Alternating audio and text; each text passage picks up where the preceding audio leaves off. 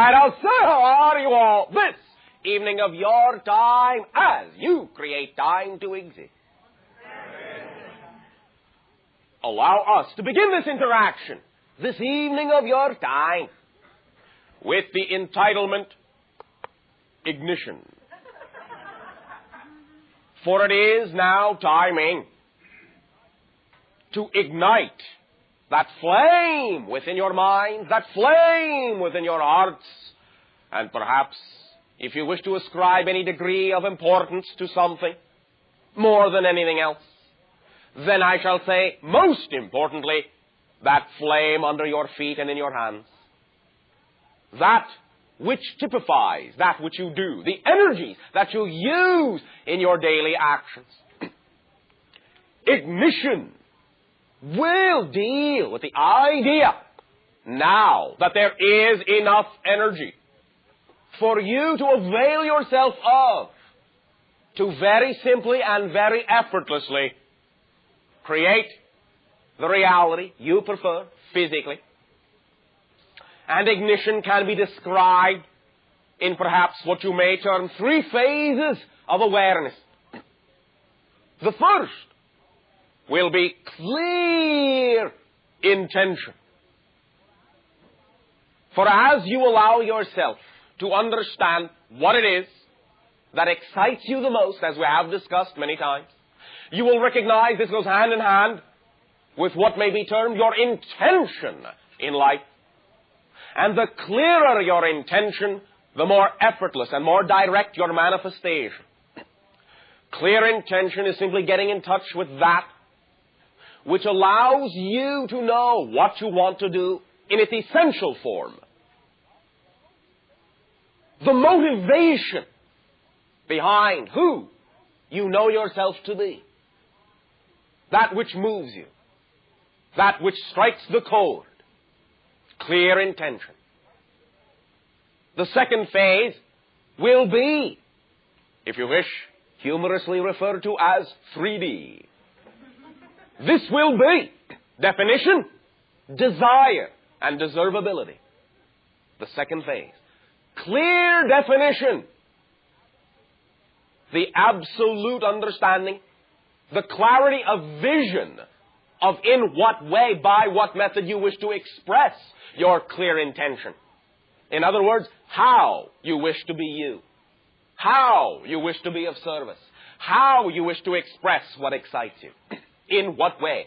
By what methodology? By what design? By what device? Definition. Now, this does not mean the idea of expectation or overly structuring your intention. It is simply that the clearer the definition of what methodologies represent the intention you have, the more aligned they will be, the more in accord they will flow with each other. Secondly, desire.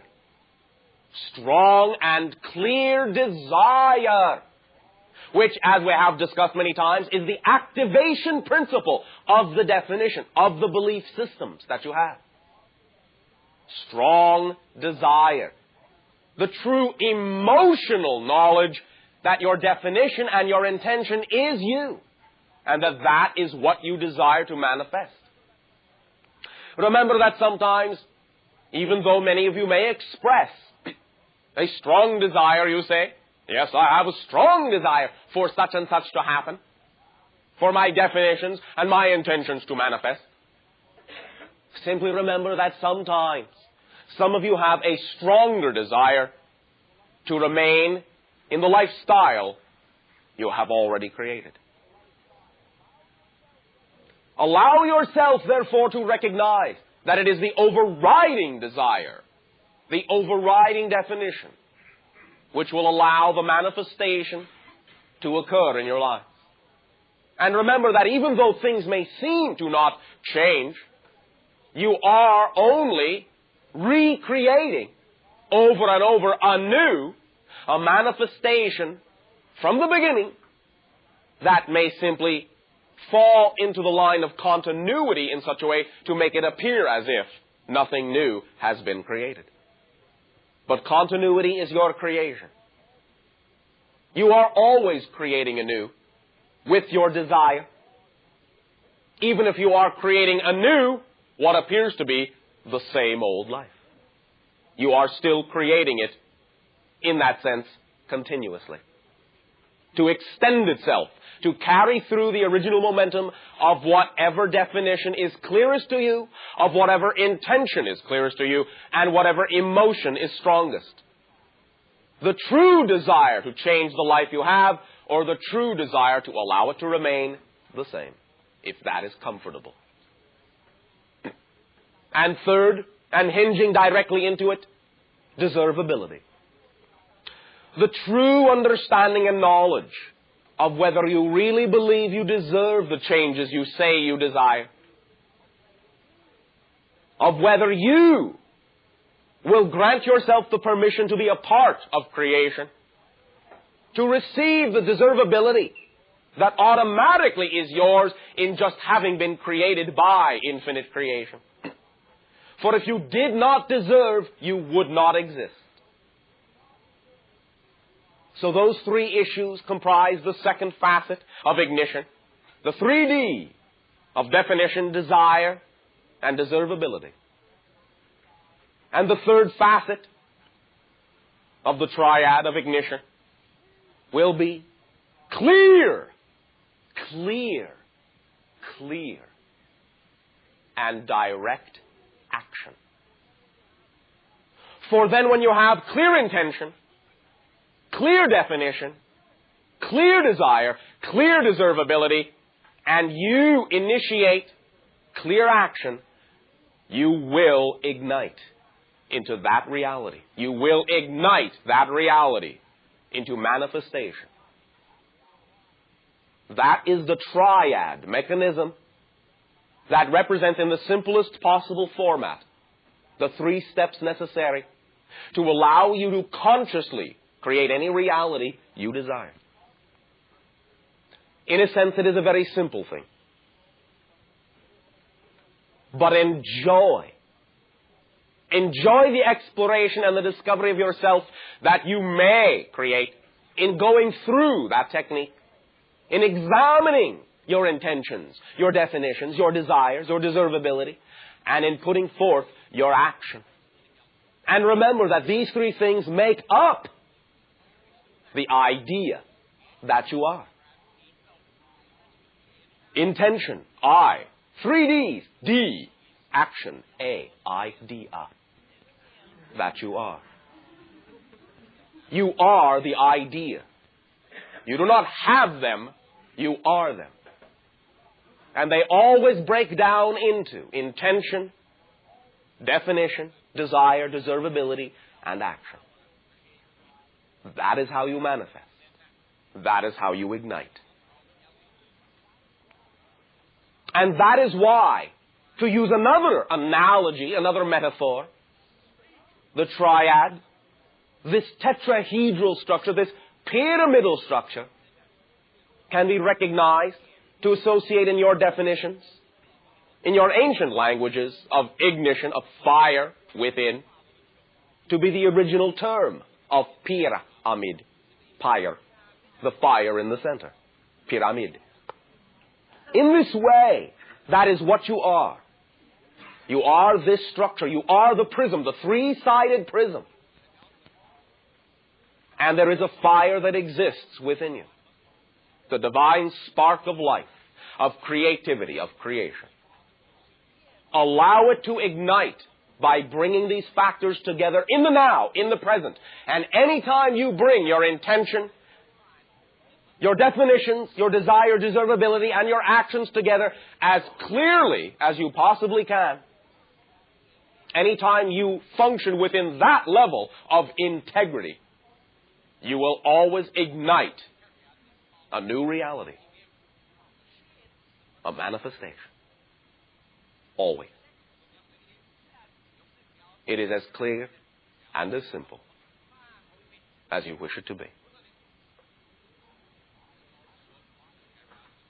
At this timing, we will remind you On the other side of the doorway, now, in what you may term the second half of your overall harmonic state, having passed through what you have termed the official midpoint of the convergence, we remind you that you are the convergence. You are the harmonic convergence.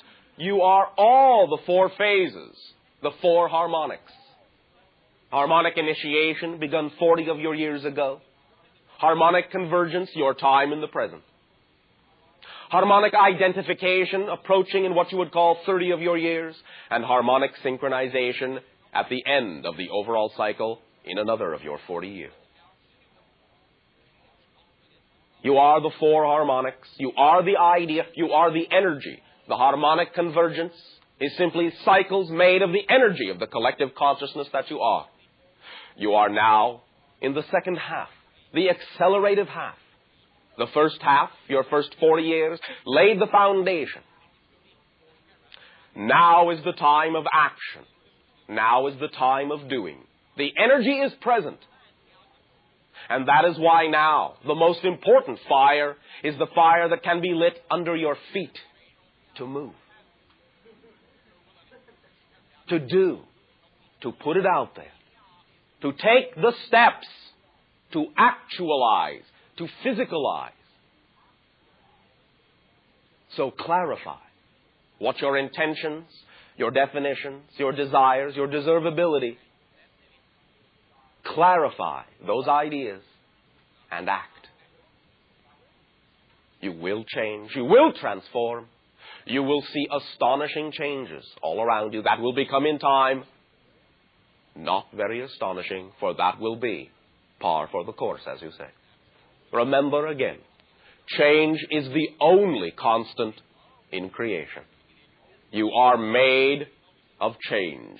You are creation itself, always creating itself anew. Stability is in movement, is in action, is in doing. Not, as your society has assumed, by trying to remain in one place. That is not stability. At this timing, we extend to each and every one of you our utmost joy in sharing this dream, this energy, this reality, this perception, this point of view. In you participating as ambassadors of your world and allowing us to participate as ambassadors of our respective world through the consciousness I term myself to be. In return for your gift of sharing, I ask you now, how may we serve you? Hello, Bashar. And to you, good day. Thank you. I'd like to ask a question first for everybody here. We were discussing with Daryl before you began tonight about the different islands of Hawaii and what they represent. Could you just fill us in here, since some of us were not in Hawaii? The idea of the large of your islands is the anchor, as was said. The idea of, in that sense, the farthest north is independence, as was said, and retains the idea as it is only inhabited by what you would call natives of Hawaii, and no others, in that sense, set foot upon the island. In between, you have, in the center, functioning as what you would call your main island, Oahu, the idea of polarities in flux and fluctuation. Surrounding these areas, your idea of Maui will be mostly a representation of gateways, a representation of warmth, a representation of nurturing within, as to some degree is the idea you call Kauai, though it will represent more specifically a garden, the idea of a garden of ideas, new blossoms new energy emerging into the system through the north magnetic lines. Molokai will be, in your terms, that of introspection, of the subconscious, of the unconscious, and the manifestation of what you would call the idea of magic. The idea of Lanai is as the seed, to some degree, shared with the idea Kawai, in that Kawai is a child. But in this, Lanai is a seed, that which carries within it new, pliable, flexible energy, which can be sculpted and molded into a new representation of the new energy, which now bathes and blends that entire energy gate you call the Hawaiian Islands. Any of the others? I don't know any of the others. I'm not familiar with Hawaii at all, really. Then you may proceed. Thank you. My personal question is, some of the information that I've received regarding the convergence that is now upon us has been referring to 5 years of instability as far as geographically and geologically on the planet Earth. Again, we have discussed to some degree the idea that there may be isolated pockets that may exhibit both, but always as an opportunity to blend the energy. However, in your terms, to some degree, it is correct to recognize that by your year 1992, more focus and stability will begin to come back in, will solidify, will begin to crystallize after the 5-year period of the limbo state that will remain. The limbo state simply being an opportunity to examine what realities you prefer and to, let us say, attract yourselves to whatever areas represent the vibrational frequency you are being, so that the energy can play itself out according to the vibrational reality you hold yourself to be. The 5-year cycle in that sense also represents that at that time, in your year 1992, it will represent the 500th orbit anniversary of what you would call your discovery of your America. Understand? Oh, yes. And so you will create another cycle there. It is a crystallization of sorts. And you are simply sensing now that in this ensuing 5 of your orbits is still the time of limbo, but the time of crystallization, when certain manifestations will be played out physiologically, determined by the actions that you take and the vibrations of reality you are being, and where and when you attract yourselves to within that 5 years. Because again, as we have shared, commencing in your year 1992 will also be a far more solid realization on the part of your entire society of our existence, of the existence of the Association of Worlds. And much of that information will be coming out more solidly around that time. I understand. So the manifestations of physicality may be, again, some ideas here and there of what you might call negative manifestations. But again, they are nowhere near as widespread as they would have been 10, 20 of your years ago. You are doing much to even out. And again, the actions that you take will make a difference. I think my main question applying to that was that when these acts start or begin or whatever, if many people or large groups of people, shall we say, move on to the other side at the same time, how can we deal with that in a positive manner? I mean, we all know... You can recognize that if any groups or individuals choose to manifest the idea of transforming into non-physical reality, that A, they obviously have their own reasons for doing so. You can look at it that way. And that B, many of them are choosing to do so they can re-enter the reality as a child in the new age. Understand? Yes. so they can guide and assist and work out whatever momentum is representative of their other lives in an atmosphere on your world that will be more conducive to allowing them to work it out and allowing them this time to understand that they can create whatever reality they deserve and desire without having to put themselves through trials by fire in order to know that. Yes. So many of them may simply choose to do it that way. That makes sense. That makes a lot of sense. But it will, as we perceive your energy, be nowhere near the amount that it might have been 20 of your years ago. Because you are all beginning to wake up.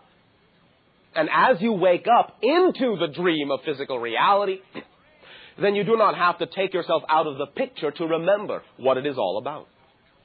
Understand? Yes, I do. Does that answer your question sufficiently? Yes, it does. Thank you very much, Thank Bashar. you very much. Shooting! My question is about the human family. Can you all hear? Okay, thank you. Way down. The human family. And Human family, yes. And why we are in this little nucleus working out all the things that we're working on, the conflicts that arise between mother and daughter, which I'm experiencing right now with my daughter. All right. Okay? Do you mean specifically the idea of specific families within your society or the entire human family? I'm talking about, for instance, my family right now, my Yes. own little Yes. nucleus of 4 Yes. people. Yes. Okay?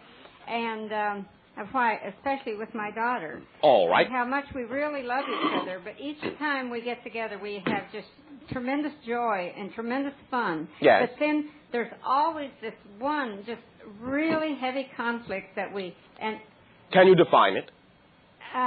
Is it always the same? mostly. Mm-hmm. Can you define it? Yes. Go ahead. It seems to be with her brother. Her brother's younger. Yes. And there's this feeling that I don't love her as much as I do her brother. And it gets real heavy. Have you asked why she chooses to have that feeling? Oh, yes.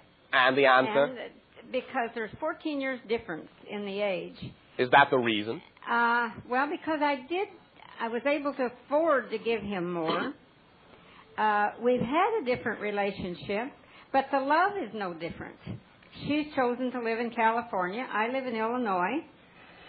And but when we get together, and although we have these tremendous good times, it always comes down to this one thing, and that is always there to work on. No, all right. Okay? Now, remember first of all, that almost any individual you are emotionally tied to, especially in what you call family, physical family, you usually have had other lives with and have worked out many other ideas with.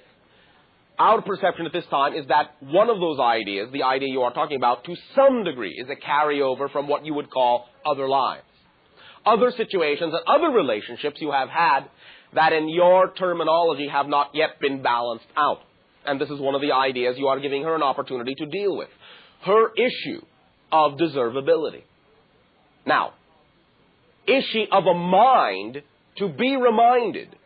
Is it within her belief system to understand that she chose to be born to you? I think so. All right. Then you can ask, why do you think then, daughter dear, you would have chosen to be born into this situation if you knew it was going to give you so much trouble? Right. You can ask her, what is she getting out of the situation being the way it is? What is she learning about herself that she feels in that sense she cannot rely upon you to give her? Well, I feel I'm learning from it, too. Oh, of course. I don't want course. to put, all the heavy stuff on her. We are not suggesting that you do. No. Okay. But you can make the statement that you know you are learning from it. But in the same issue, ask her for her definition of why she thinks she might have placed herself in that scenario. Not that the scenario is actually as she perceives it, but why she would assume that it is in that format. Ask her simply, what is it she gets out of assuming that it is in the format she imagines it to be in? Right. How does it serve her to assume the worst? Understand? Yes, I do. You can ask her that and see what she has to say. All right. I'll do That is one suggestion. Okay. Now, you have been family many times, and you have revolved and taken turns in being many different members of the family. Some of this simply has to do, to some degree, and only peripherally at this time, with issues in the past of physical abandonment. But those are in the past. They are not in the present. Right. You are together now. Allow her and remind her, again in a loving way, and not at a denial of the fact that you are learning that now is now, and that what she may be hearkening to is something that was then and no longer now. It may be an old habit that she can now recognize, and in recognizing it, transform it. By recognizing what the situation is now and ceasing to compare the present with the past. Right. Understand? Yes, and our whole family is growing through all of our conflicts. Always. But Always. you do not have to look at them as conflicts per se. Right. They are simply reflections to each other, from each other, to allow you to discover what you need to discover about yourselves by seeing those reflections in each other, so you can all become the people you wish to be. That's right. Yeah, I think that's... Remind her that everyone creates their reality. And if she feels so slighted, then ask her how it serves her to choose to believe that she is, in fact, slighted. Right. Right. I think sometimes, is it an ego thing that we all get into? To some degree, because of what you call your habits in society, sometimes that allows it to be blown into what you would call an out-of-proportion state. But some of the issues, in that sense, have validity with your connections to each other. But the styles upon which you have been brought up in your society in present can render them into something they are not. Right. Keep focused on the central issue of the fact that you create your reality, and what you perceive most strongly in your life, or what you perceive most strongly your life to be, is what you believe it to be most strongly. So the idea is that if it is simply a belief, ask her why she should choose to maintain the belief that she is not loved as much as someone else. That's right. Yes, that's very helpful. Thank you very much. And thank you so much. For loving each other enough to be that family and work these things through. Right. You are supporting each other in that way. That's right, we are. Thank you. Okay, thank you. Shooting! One moment. There has been already some dream assistance for the daughter, but she has not allowed herself to understand what it is consciously. There is a little bit of denial within her that allows her to block that information that can allow her to remember her issue of deservability and allow her to understand that she is infinitely loved. Allow her in her dream reality to open up to that information, for she is being given assistance to remember that she is a part of creation, just like anyone else, and is equally deserving of the love that is always freely given in creation itself. Thank you. Yes? Hello. Hello. I'm having some physical problems right All now. right, speak up, be bold. And that's part of my problem, probably. It's all right. I'm just wondering if you can help me focus in on anything on how I can heal myself. Define what you call your so-called problem. Well, the most pronounced thing of the last few weeks is just a general dizziness and A general dizziness. and real low energy. Oh, real low energy. Oh no, I put you to sleep. Are you on vacation? We just came back from vacation. All right.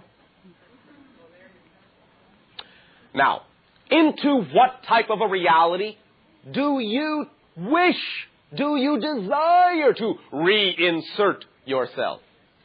Into the one you used to have or a new one? I'm kind of in transition. Parts of the old one, but also... All right. Then that's what the dizziness is about. Disorientation. As soon as you allow yourself clear definitions, you will lose the disorientation. Do you have a clear definition? No, I'm working on it. It's All not right. clear right now. All right. When will you have a clear definition?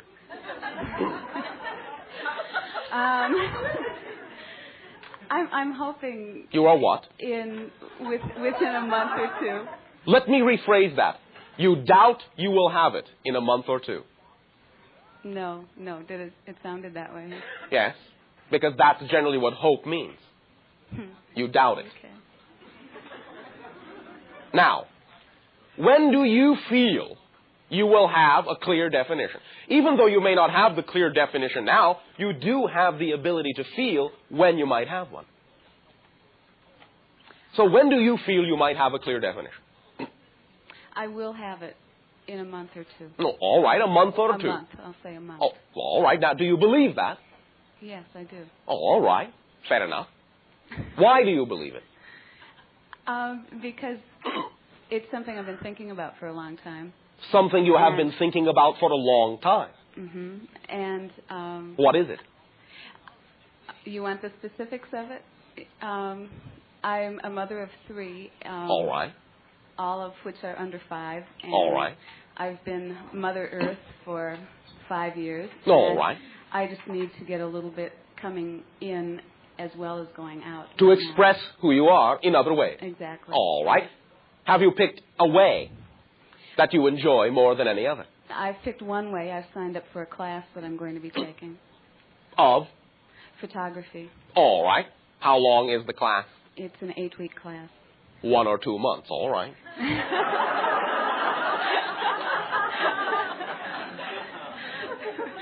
All right. Do you believe your own signals? Yeah, I do. Do you trust your own now. directions? Yes, I'm trusting it more and more. All right. Then are you willing to allow yourself to become involved with that energy and see what develops?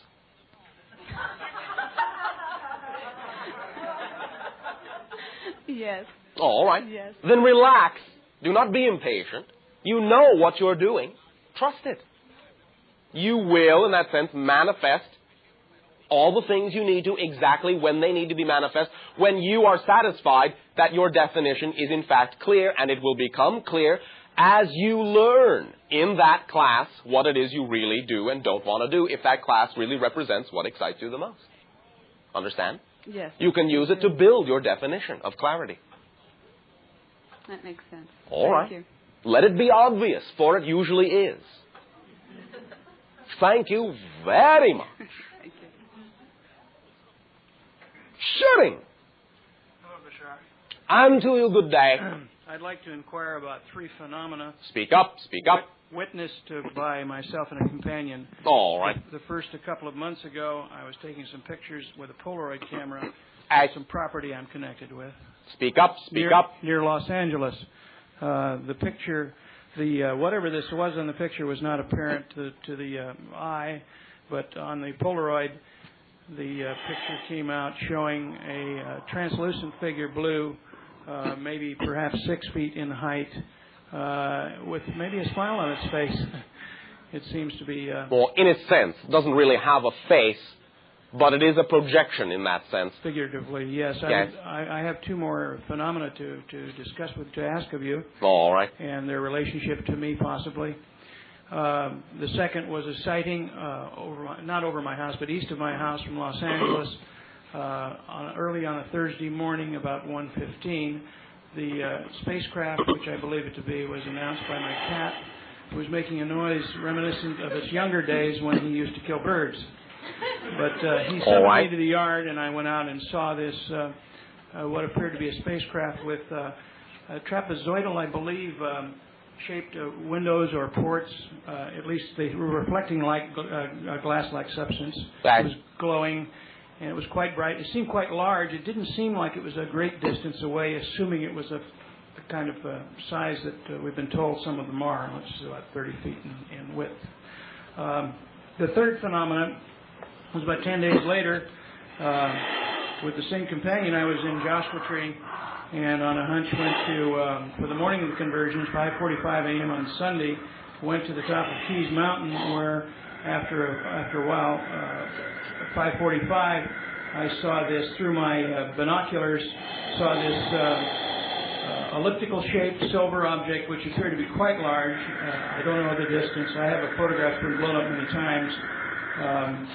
It was on the eastern horizon.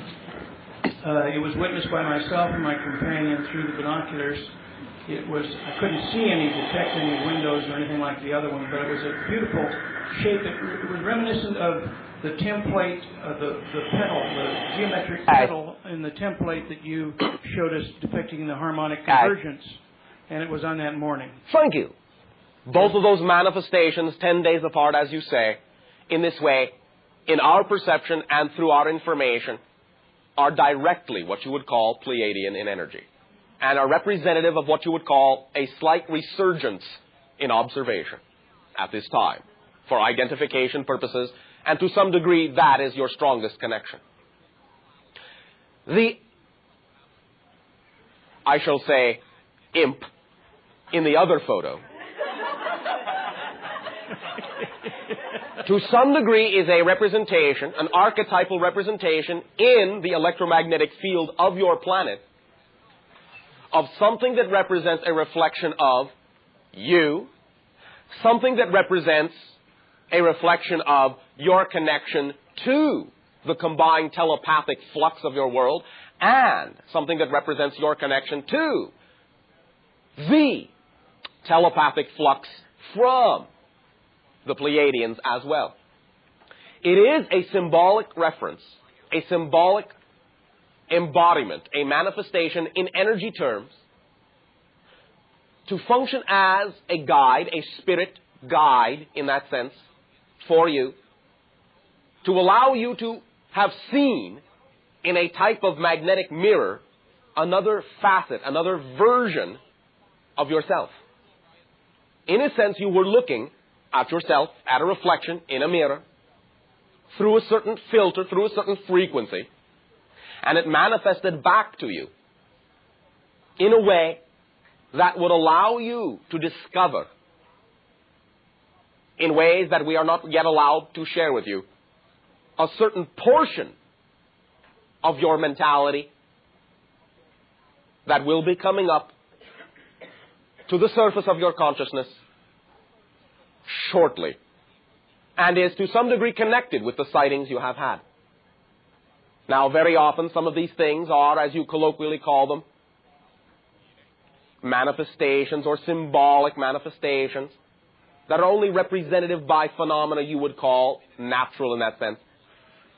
And some of them are misrepresentations of what you would call lens flares in your camera devices, but this is not such a case. Both photographs in that sense, as you would call it, are genuine and do represent a very strong connection.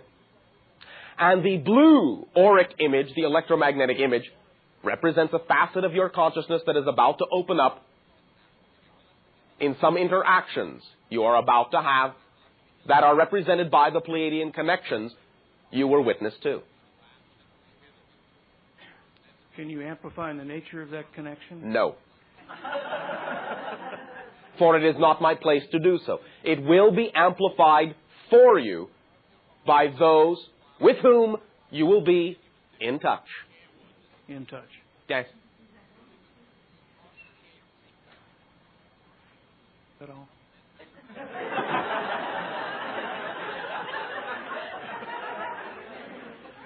Go to sleep and wake up. And you will know more. Go to sleep and wake up. After the second sighting, the spaceship over the desert, I did have dreams of a spaceship, but I couldn't. All right. It will become more conscious. Go to sleep and wake up in the dream. And you will have revealed to you what you need to have revealed. Any how-tos?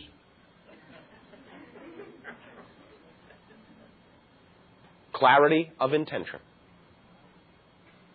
will be sufficient. All right? Thank you. Thank you very much for your sharing. Sharing. Hello, Bashar. Hello. I was in Sedona for the convergence And you all here? I was in Sedona for the convergence, and I ran into a guy over here that was out here at the workshop, and he introduced me to the Tibetan Temple of Light, so they had channeling in Sedona while I was there. All right. Channeling in Sedona while he was there. So I wonder if you'd comment on something I heard, a concept that on one of the transcripts I read from their channeling, that a person that dies of a drug overdose, they have like a kind of a psychic hospital for them in between lives, because now they have... In a sense, yes. It is not quite as colloquial as has been stated, but there is, in a sense, a frequency or a level of vibration where individuals who enter the non-physical state in what you would colloquially call confusion are assisted to refocus their energy. Okay, the idea was that if they're there without a body and they can't get a fix. Yes, correct. So they still have the same problem after they drop to some degree. That is why we have always said the idea is that the strongest belief and or fear that you die with is usually where you will attract yourself to in the non-physical reality. And therefore, some of the same momentum may still need to be straightened out. There are even the possibility, though not so much anymore in your society, that individuals who have died do not even know they have died. That is what you typically used to call hauntings. They simply think they are still physically alive because they did not know what to expect, and in that sense were very rooted to the idea of remaining in their life, physically. And eventually they are helped to realize, subtly, bit by bit, that they have in fact become non-physical so they can reorient themselves and choose what they prefer from that moment forward. Okay, thank you. Well, thank you very much. Shooting. Yeah, hi, Bashar. Good day to you. You just talked to Tweedledum, so I must be Tweedledee. All right. There's a lot of fat between us, but I won't discuss that. Last time I talked to you, or you talked to me, whatever the case is, yes.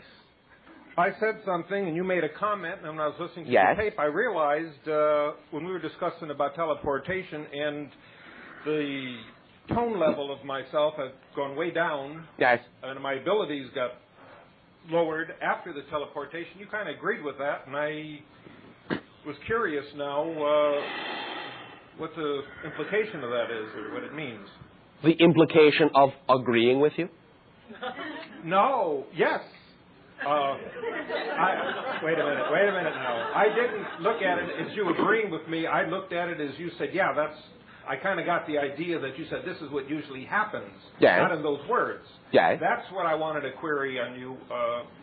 It doesn't necessarily seem to me that this has to be that way. Oh, nothing has to be. But as you define yourself, that defines your energy. Would you say that so I could understand it? If you define that you are going down, if you define, in a sense, that you are somehow backing up or isolated, then your energy will appear to decline in its illusionary form simply to represent the definition, to reflect to you the definition you are creating yourself to be at any given moment.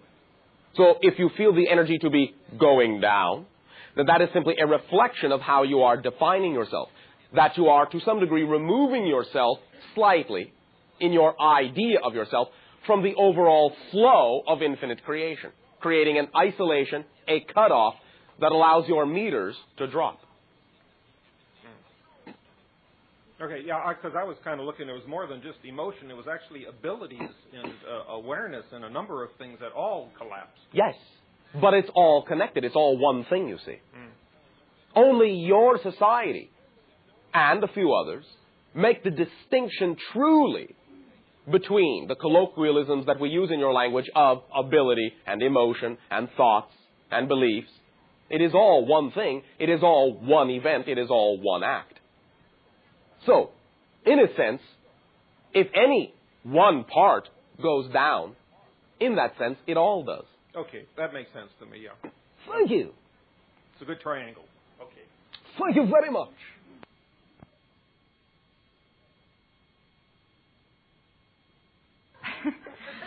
I recently worked on a television commercial, and All right.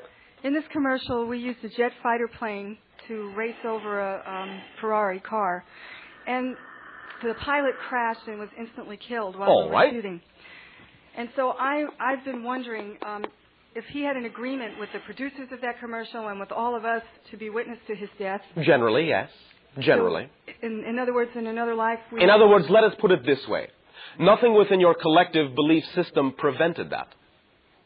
And a few individuals involved had a very specific agreement for that particular manifestation. The majority of the individuals simply supported it and allowed it to happen since it did not conflict, in that sense, quote unquote, with their overall paths. They were willing to at least support someone else's specific agreements. Understand? It is not that they had a specific agreement with every single person involved. With a few, yes, and then generally with everyone else. Understand? Yes. But I'm curious to how that relates to the other question you just answered when you said that sometimes people cross over and they're very confused. Okay. Why would this pilot have been confused when he crossed over? Depends on how he crossed over.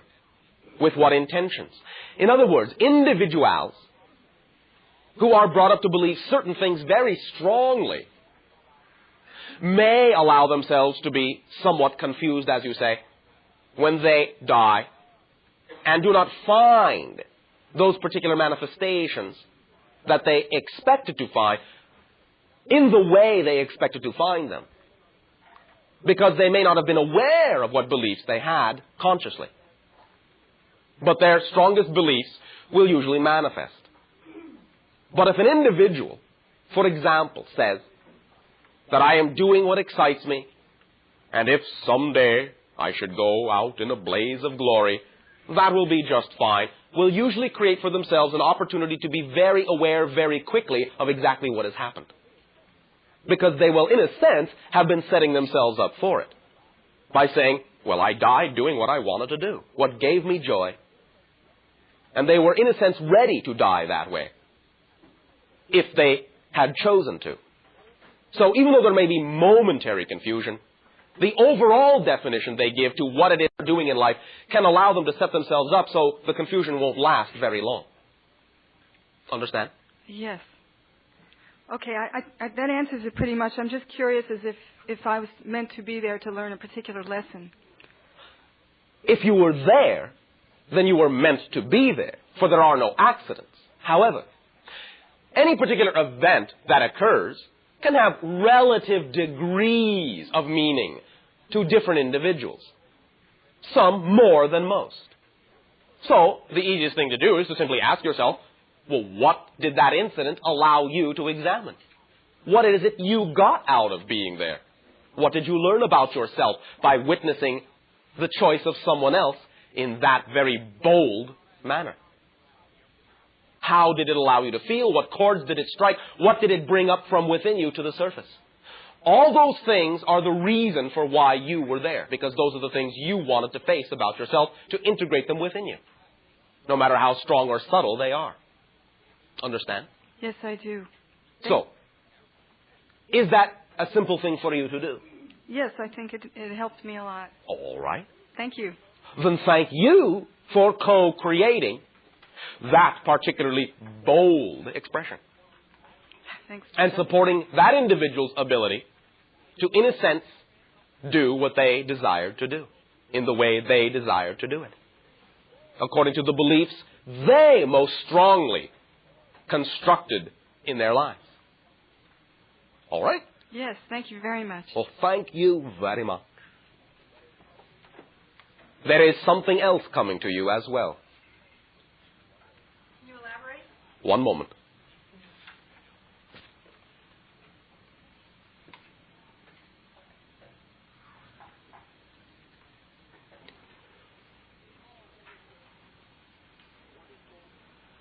What is your given name? Jill.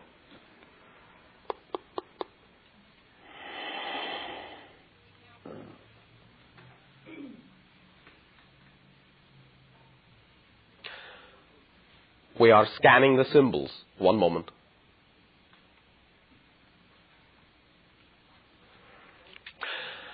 You are very strongly connected to a network of consciousness upon your planet. that is of a specific type, of a specific agreement, of a specific club, I shall say.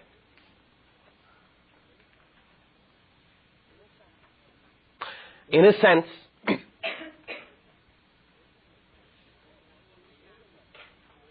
it is a network of bold transition. The feedback from this and other incidents that you have, in that sense, participated in, witnessed in your life, is creating a shock wave within you. And this is in no way, shape, or form meant to be negative. Do not allow the word to throw you, all right? Yes. But the shock wave is one of acceleration, of high speed in and of itself. It is the high speed that represents the connection that you have to this particular network and your place within it. Highly accelerated transformation, highly accelerated transition. In our perception, you have the ability to explode like a nova in many different areas all at once.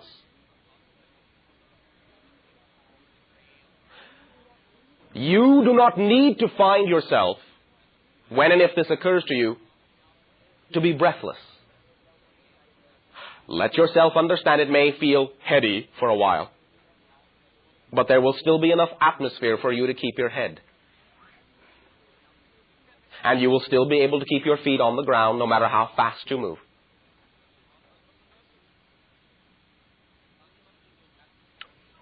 No more for now. Thank you. Thank you, Bashar. Good evening. And to you, good day. My question is, I'm starting to write a novel. All right. Are you excited? Yes. All right. Nervous, excited. Which? Both. Can't be. They are both the same energy. One is positive, one is negative. Versions of the same energy. Anxiety, excitement. You may flip-flop back and forth, but it is never both at the same time, except in the blended sense. But then it wouldn't feel like nervousness if it were blended. Well, at any rate, my question is... I know. I do go on. Well, my question is, I'm presuming that I will be channeling this book. And my question is there any further processes that I need to adjust to or need to stimulate to do any processes? Now, pay attention. Are you paying attention? Yes. Any so-called processes that you may discover are a part of the writing, not a precursor to it. Understand? Yes. You are, in that sense, channeling the moment you sit down and write, no matter what comes out, if you allow it to come through as what is naturally representative of who you are. The idea is to recognize that whatever it is that does come through is a part of the writing. Not that it will necessarily wind up in what you would call the book, but it is a part of the writing. Do not segregate the idea of the writing, the book, from the overall process of the writing itself.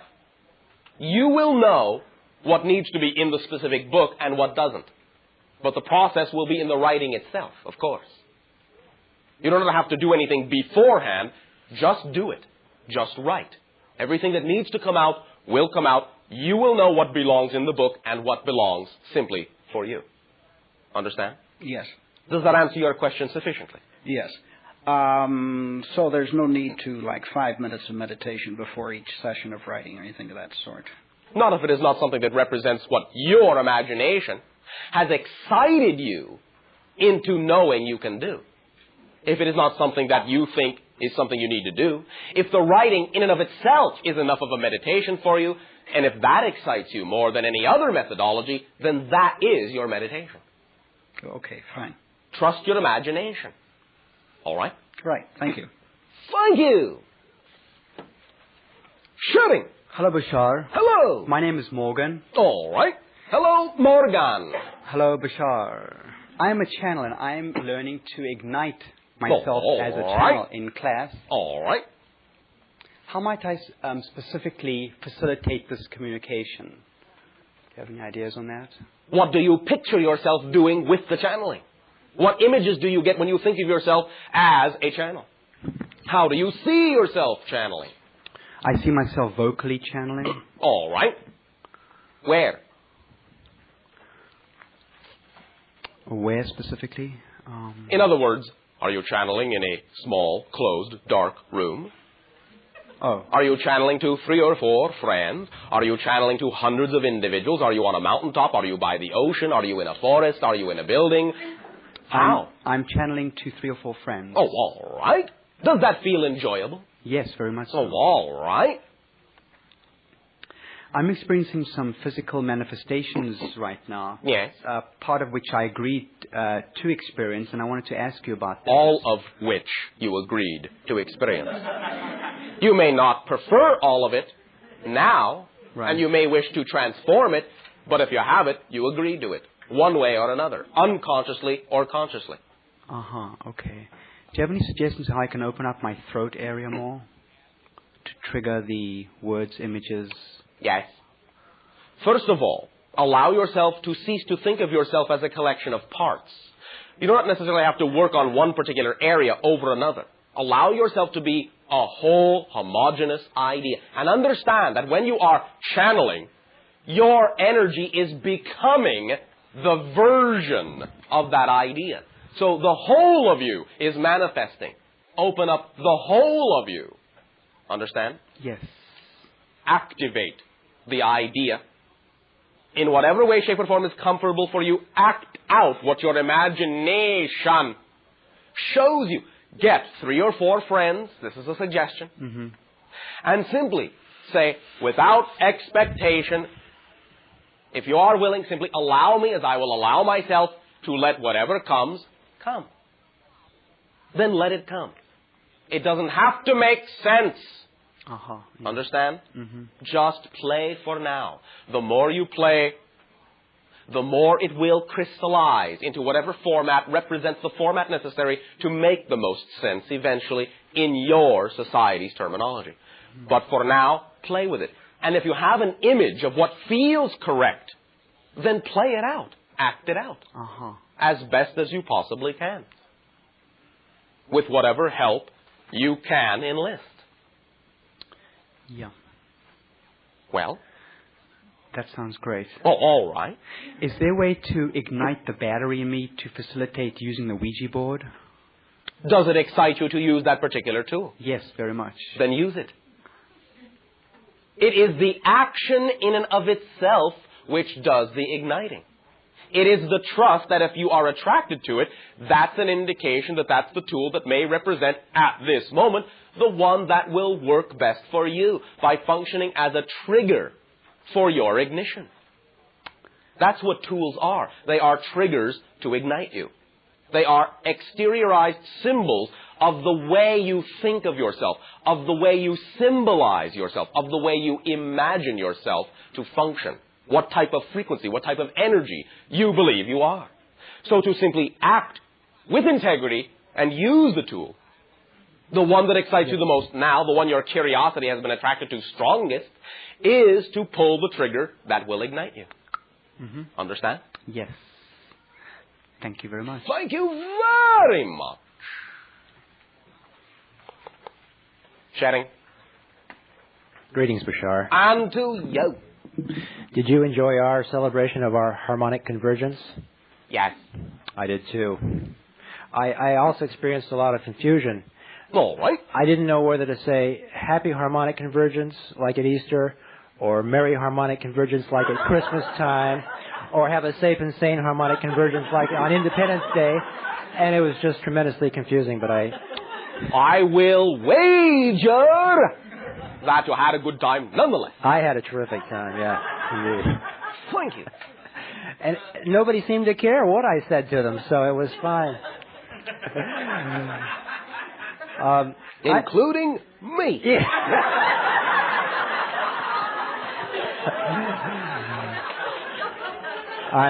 I'm delighted to hear that. Thank you.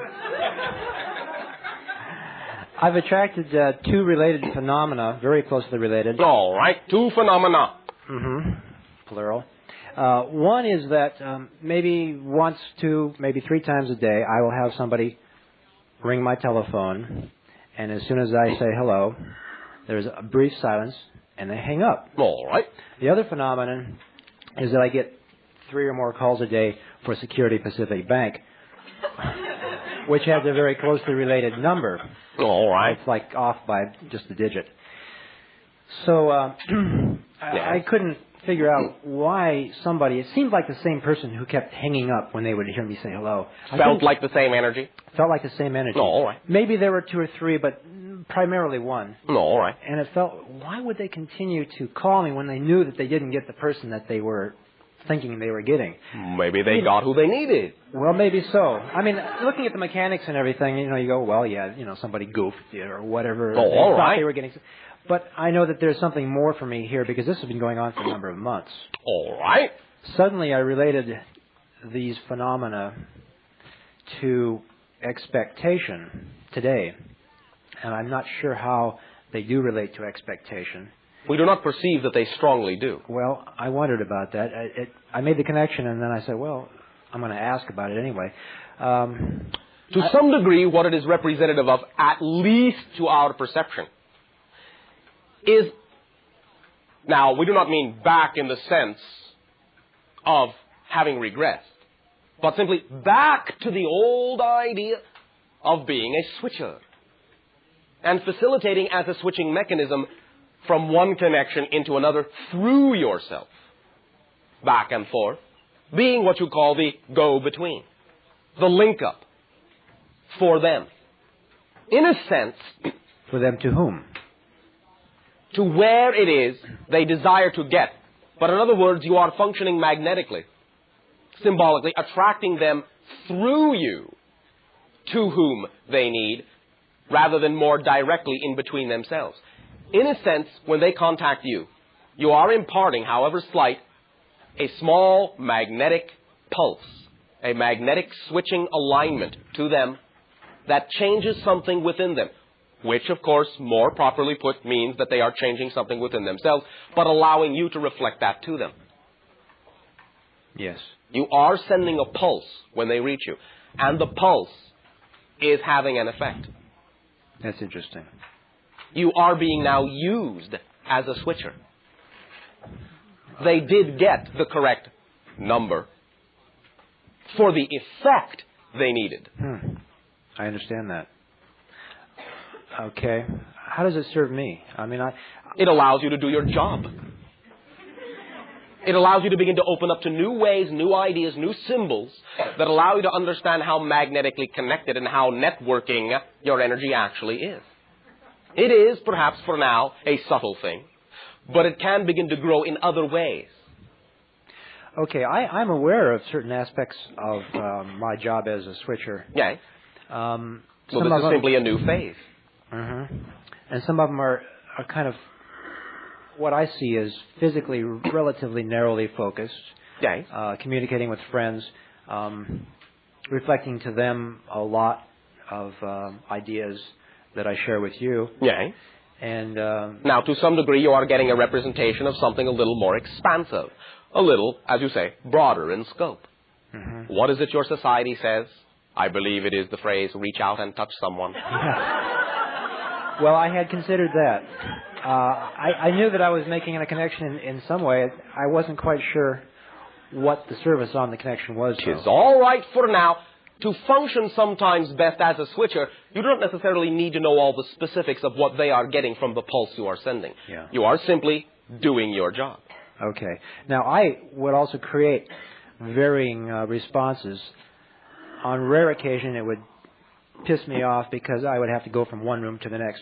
Other times, I would be more centered. I would maintain a better centering. And, all right. I would just know that, well, this is exactly what I needed for my purposes. All right. I didn't look at it so much as my service to them, but all right. Your reflection to me tonight has opened that up. Thank you. And the subtle nature of it now gives you the time necessary to allow yourself to understand that it always is a positive idea. Oh, yes. So it's giving you an opportunity to lessen those times when you are upset.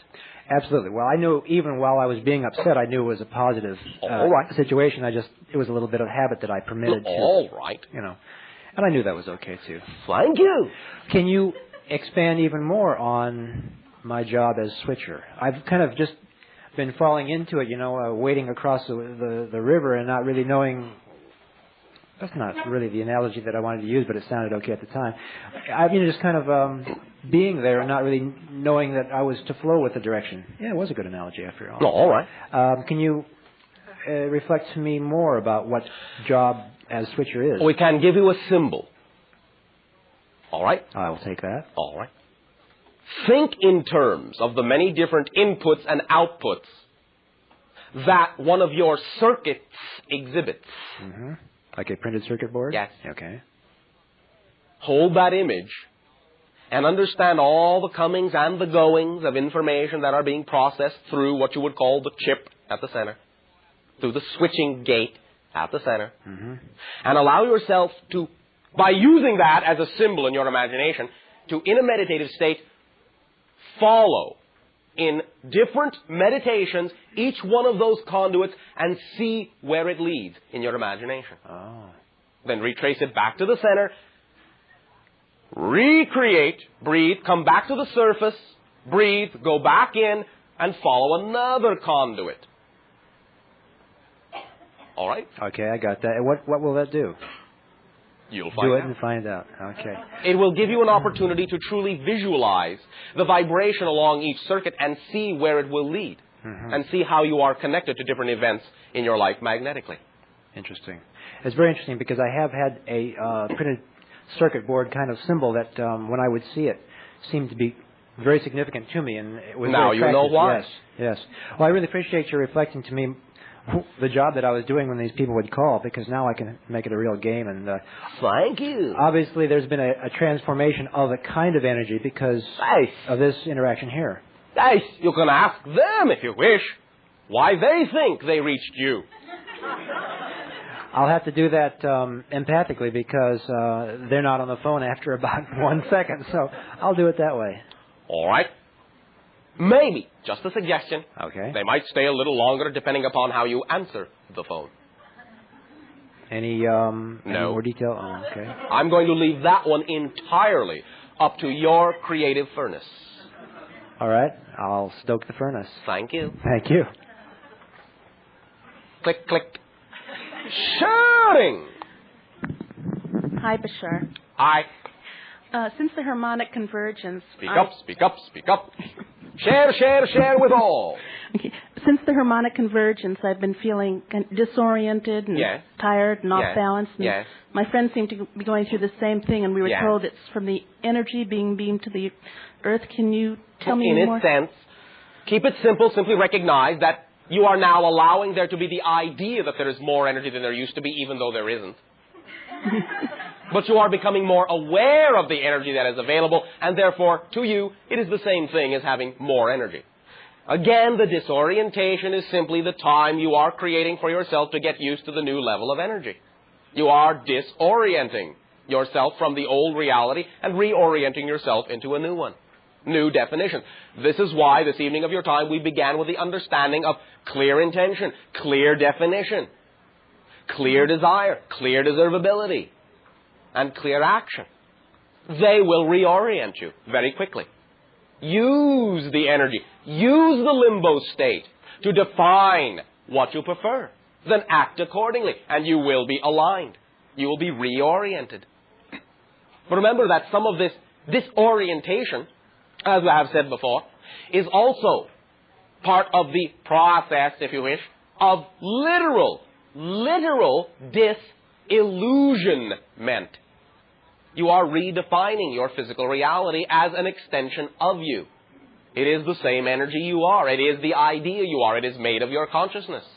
So in a sense, now that everything is dissolving in its old definitional sense, you are becoming disoriented because there isn't as much solid structure to hold on to. You are floating in the center of your being, making up your mind as to what the new structure will be like. Understand? Yes, thank you. Well, thank you very much. Keep it simple. Enjoy. Laugh. sharing.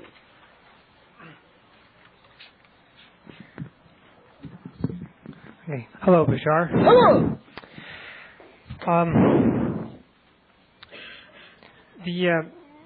You've said that we create our own universe. Yes. Basically based on our own beliefs. Yes. Now, I can kind of understand that from my own personal life that's fairly close to me. Yes.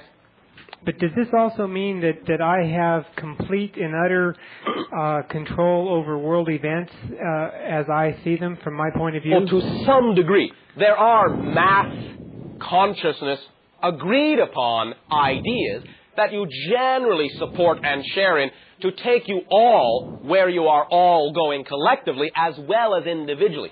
But you have the opportunity to weave in and out of any mass event in any way, shape, or form that is representative of the reality you prefer to be specifically. So, even though you may participate on the whole in the overall mass agreed upon event, you will be able to experience the effect of your participation relative to the vibration you set yourself up to be. Doesn't mean that it has to affect you the same way it would affect someone else, even though you both participate in what is essentially the same event. Understand? I think so. Let me. And you will add your unique perspective to it the more you participate consciously within it. So in that sense, yes, you do have an impact. You are a part of the overall equation. If you were different, the overall equation would be different. No matter how subtle that seems to you, remember that any change in the present that is made that is subtle creates vast and impactful differences in what you call the future. Okay, now let me just give an example to see if this is the type of understanding that you're talking about. All right. Let's just say that there are two different ways to achieve peace in Nicaragua. All right, there are two different ways to achieve peace in Nicaragua. Right, now I think that one way is the ideal way, and my neighbor think that the other way is the ideal way. Yes.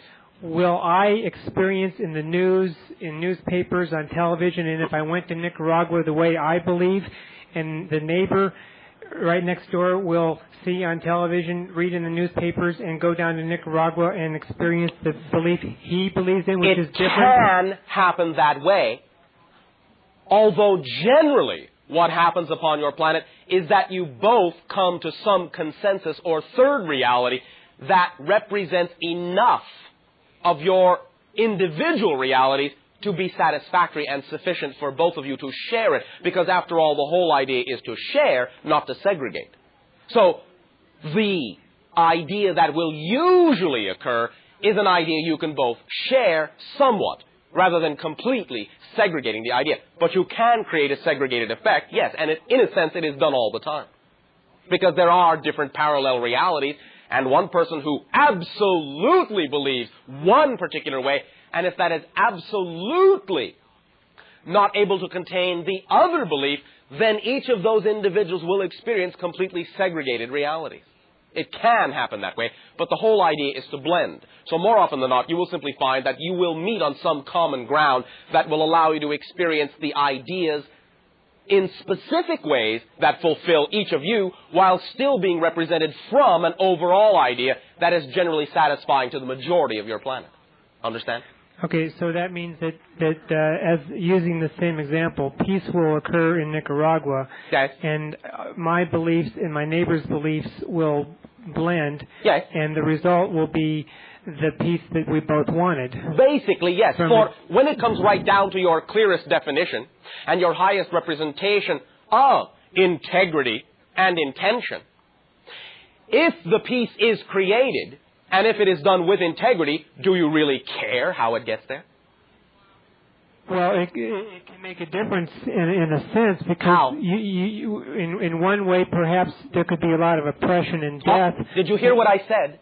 If the peace is done with integrity, do you really care how it gets there? I forgot what you meant by integrity, so... Keep it simple. In other words, if the peace is created without harm coming to anyone, does it matter how it happens? Not particularly. All right, then. Allow yourself to recognize that you will both get what you want if it simply fulfills the general description of your desire that peace occurs with the most amount of integrity it possibly can occur with. Okay, and this can be done with beliefs. So today you talked Yes, about and action. But can you do it with beliefs only? The idea is that something you really absolutely strongly believe in, you will act upon. The two are not segregated. There is no such thing really as a belief only. For if you have what you call a belief, and you do not act accordingly in some way, shape, or form, then it is not really a belief. It may be a recognition, but it is not really a belief. Not in the fullest sense of the meaning of the word. For what you really believe in, you act upon. Actions and beliefs are tied together in that sense. They are one thing. You act as you believe. And as you believe, you will act. Like, for instance, I work every day doing work that has nothing to do with the war in Nicaragua. Not directly, perhaps. Occasionally, I will write a letter to my congressman. Is that the type of thing you're talking about? To some degree, the writing of the letter is an action and is representative of your belief. Now, it can expand in its definition. It can expand in its scope if that's what excites you. But the writing of the letter is, nonetheless, an action. With the belief to back that up, then the peace that I'm looking for can take place then, just with my own personal self doing it. Yes, as long as you understand that you are not segregating yourself from any opportunity that might come along to represent your ability to act on it in a more expanded way. Okay. Thank you. Thank you. Shooting. Hello, Bashar. Hello. I'd like to ask you some additional questions about tetrahedrons. Tetrahedron. I understand that it is the building block of the universe. In a sense, yes. In a sense, okay. Some of the questions I'd like to ask are, what's the difference on an energy level between an equal and a non-equal tetrahedron, where the sides are different? The idea can point in what you would call direction.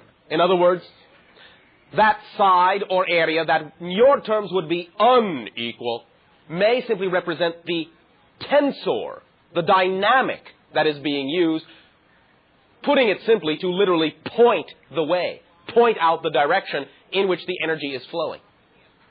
Okay. So in other words, an unequal idea would represent a universe in motion to some degree. That is why, to some degree, most of you only see the unequal sides of things because it is in a constant state of fluctuation. When we describe the equilateral tetrahedron, we are basically describing the fundamental template of the universe, not necessarily one in action, in motion. Understand? Somewhat. The difference between what you call potential and kinetic energy, in other words. Okay, so when you have a tetrahedron where you have one side is, say, the back flat instead of curving this way. Yes. You have the other two so that you can have the bottom flat in a sense. It represents the specific frequency of the kinetic. Okay, then the energy is then going out the point, the most unequal point. Is that correct? Do I have that right? Basically, yes. Okay. What I'm interested in knowing also Although there are reversals, polarity reversals of this idea that would allow it to occur in the opposite direction most strongly. In other words, if you have a flat side and you stretch one side this way, that is creating a type of tension. Mm-hmm. Therefore, the manifestation may be exactly in the opposite direction of that tension. Okay. The tension, the point of focus, may then be the gateway through which the energy flows through and out the other side. It is like taking something, narrowing it down into a pin, poking through a bubble, and allowing the flow of energy to come through and funnel out. But the way you distort the tetrahedron will indicate the type of flow, the concentration of flow, the direction of flow, to come out the other side, the mouth, the flat side. Okay. The side that is least distorted. Okay. I'd like to use the tetrahedron shape for healing and consciousness raising. It seems to me that has some good potential for that. Then you can imagine the idea. This is one way. Allow your imagination to come up with variations on this theme. But you can allow the idea of a tetrahedral structure, a three-sided pyramid floating above an individual, allowing the base to be undistorted, and then simply stretching the other three sides up into an infinite point, and allowing it to pierce the light of creation and allow that to flow down and over and through the individual. Literally like you are placing a funnel over them, and then poking a hole in creation and allowing the light of creation to flood down through that funnel into them. Okay. I would like to bring some tetrahedrons into physical manifestation. Go ahead. For use in the home. Go ahead. Okay. Can you trust your imagination now? Okay, and just do it with play with it. Okay. Play with the tones they give you. See what strikes a chord within you. Okay. Allow your imagination to tell you what each variation in the shape and the structure and the material will do. Great. Play Thank you. with it. Okay. Like an instrument. Like the instrument that it is. Thank you. Thank you very much. You may all enjoy a short break. We will resume contact in approximately 10 of your minutes.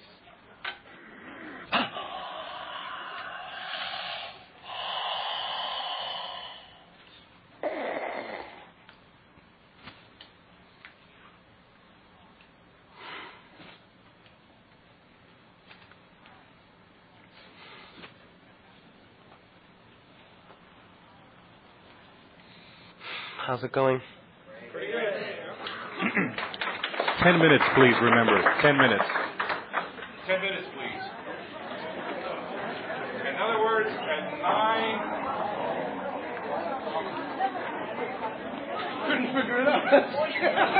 9:43, please be back.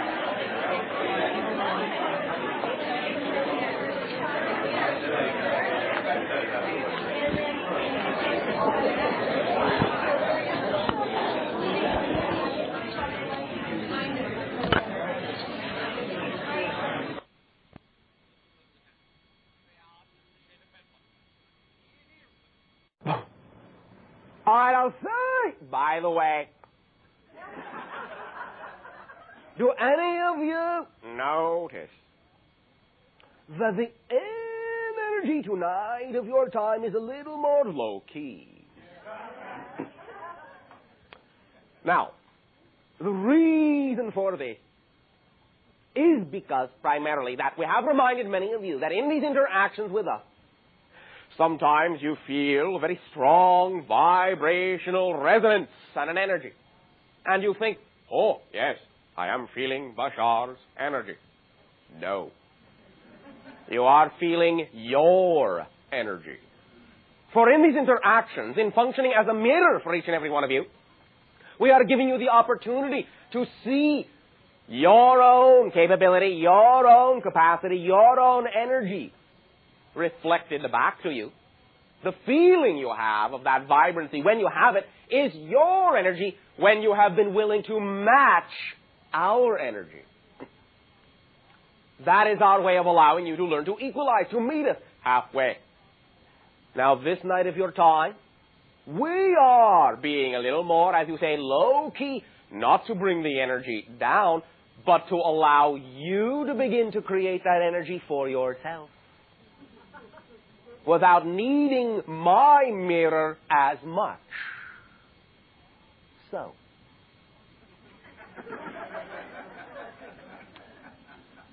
the idea, if you wish, is for you, in remembering, as you say,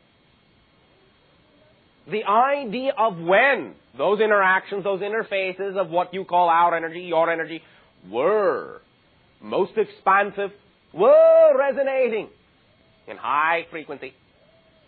To understand that your memory is the creation of that energy now, regardless of what you feel from us, of what you perceive our energy to be.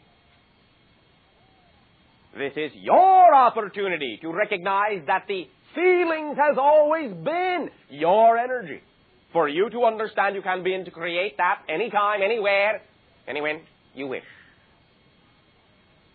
To give us an opportunity to kick back.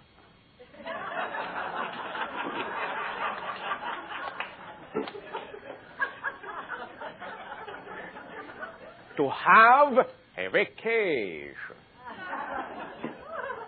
To allow you to generate the idea that we have reflected to you so that you can be your version of what you have imagined us to be.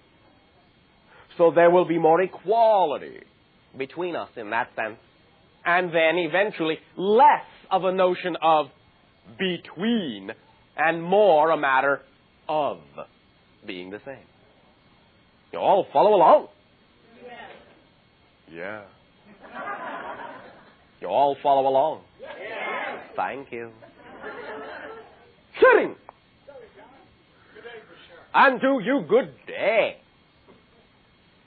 A little over a week ago, my mother, who was very dear to me, entered the hospital. She had been having what appeared to be an uncontrollable diarrhea. They spent a week doing tests, finding virtually nothing, and then a day and a half ago, they found cancerous cells in her stomach. Tomorrow they are planning to do an exploratory surgery as they don't know the source of where these are coming from. And I'm going to be flying back there to assist. All right. And I want to reflect to you now, the energy and beingness of my mother.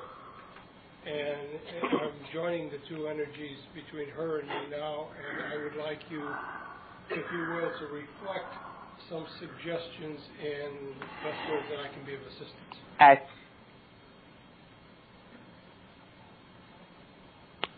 Our perception of the idea happening now between you is that she, in a sense, of course, with your cooperation, is giving birth to you all over again. Through this interaction that you will have with her, we perceive that you are going to emerge with almost every single old definition shattered. You are going to be redefining yourself, recreating yourself within the womb, within that crucible of creation. And you are going to emerge in the manner you would call raw and pink and new. Formable. To begin to extend new senses. To begin to learn a new world. To see it from scratch, as you say. Without the old attitude, without the old definition. This is the opportunity you are being given by this act of love, this pulling inward into the center of self. It is our perception. She is giving you an opportunity to utterly redefine everything you have thought about redefining, but have not completely redefined. You are being given an opportunity to use the emotionality to do so. To allow the intellectuality to be recreated all over again from a new and fresh understanding from what this interaction will represent and mean to you. To allow her as well to be born into a new existence in a new direction. To be allowed to laugh in new ways. To allow the laughter to be natural. To be born anew in a natural way. Fresh, in a fresh world of new and fresh ideas. Seeing a dawn for the first time, every time. Seeing the limitlessness that a child sees the world within. This is her service and her love to you. And in your loving support, in your acceptance of this service and this gift, in a sense you will allow her to be fulfilling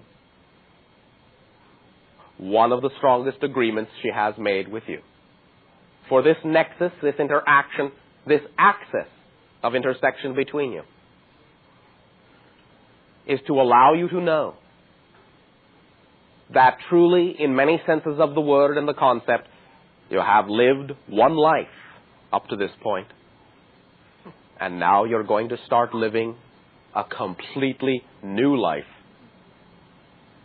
in the same quote-unquote body, without having to die physically. You will allow yourself to be born again within a new idea and a new definition of yourself. And she is providing the atmosphere that is the womb for your new birth. You will discover many things about the old you that will pale to the idea of insignificance. Not that you will invalidate them, but this experience, as we perceive it emotionally, will touch the chords that will allow you to send these old ideas on their way, and will allow you to emerge unstructured, to decide step by step, clearly, which ideas you now prefer to grow up within. All over again. We thank you for your strength. We thank you for your courage at playing this particular emotional game, for it will be a strong one, and therefore, as befits such strong emotional interplay, will move you fast and far, if you but open unconditionally and allow the energy to flow through you. Do not fight. Let it flow. Let it flow. Let it flow. Portions of your idea of yourself that you have carried with you through this former life will begin to dissolve and float away. You no longer need them to be the you desire to be. To all involved, in whatever way it is most appropriate for each,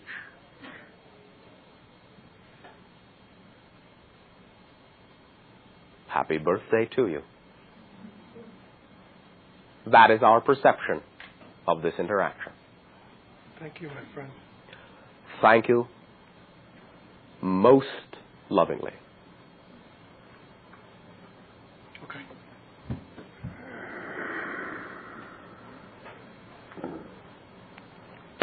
Shooting! Hi, Bashar. Hello! Good morning. Good day! Fine day, is it not? Beautiful. Exciting. Wonderful. One moment. Let us appreciate it together, shall we? Yes. All right. As you allow me to describe the dawning of a new day over the greenery of my world, the rising of what you would call a yellowish star with a greenish tinge, and there being pale amber light, coolish amber light, that allows the very trees to seem to be waking up, to be stretching and expanding under the light, opening up, spreading out, farther and farther until all the branches and all the leaves touch, creating the canopy of a forest once again. Whereas the previous night before they had been collected, singular stalks dotting the landscape, and now they spread out to give their shade to the creatures below. And there is, now and then, when one is in the right place at the right time and has such a vibration, a small, thin flash of reddish purple that will signal the angle of the light through the atmosphere that represents the official, quote-unquote, new day, new dawn upon our world. A crispness, a lightness, a freshness, a smell, a touch, a sound. a vitality, and a smoothness, and a sureness of being, activity, and delight. Well, thank you for sharing the new dawn with me. Thank you. It was beautiful. I will keep this image in mind when All I right. go up on my hill. This is will appear to be quite prosaic following that. Nonsense. Over a year ago, I talked to you about the fact that I created a lot of pain whenever I had my teeth cleaned. Yes. Remember that? Yes. And at that time, you said that I was balancing a lot of different processes, and we would talk about it some other time.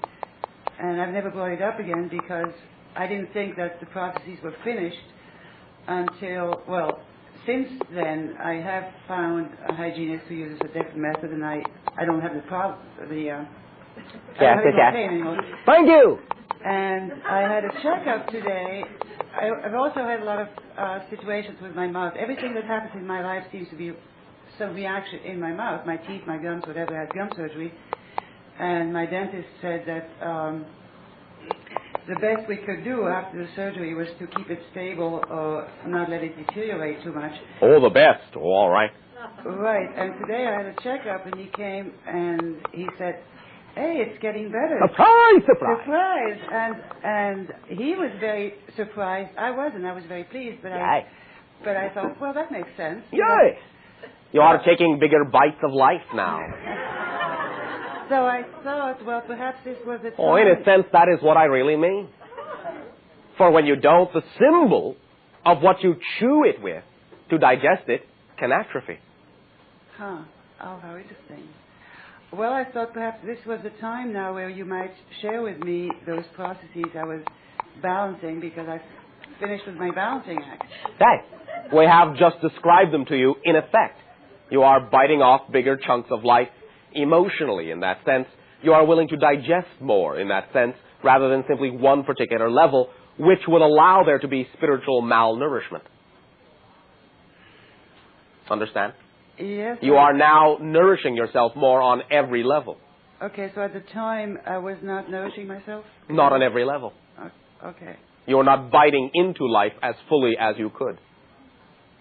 And I am now, even though I told you a couple of weeks ago. Enough to allow the balancing to start happening naturally. The willingness, remember, the willingness in and of itself many times is enough. You don't have to have it all. In terms of your conscious understanding of what is going on, the willingness, however, to go for it all can allow all the nourishment to come in that needs to come in to give you the ability to go for the rest of it. Yeah, I think I do have the willingness. Now, yes. Right.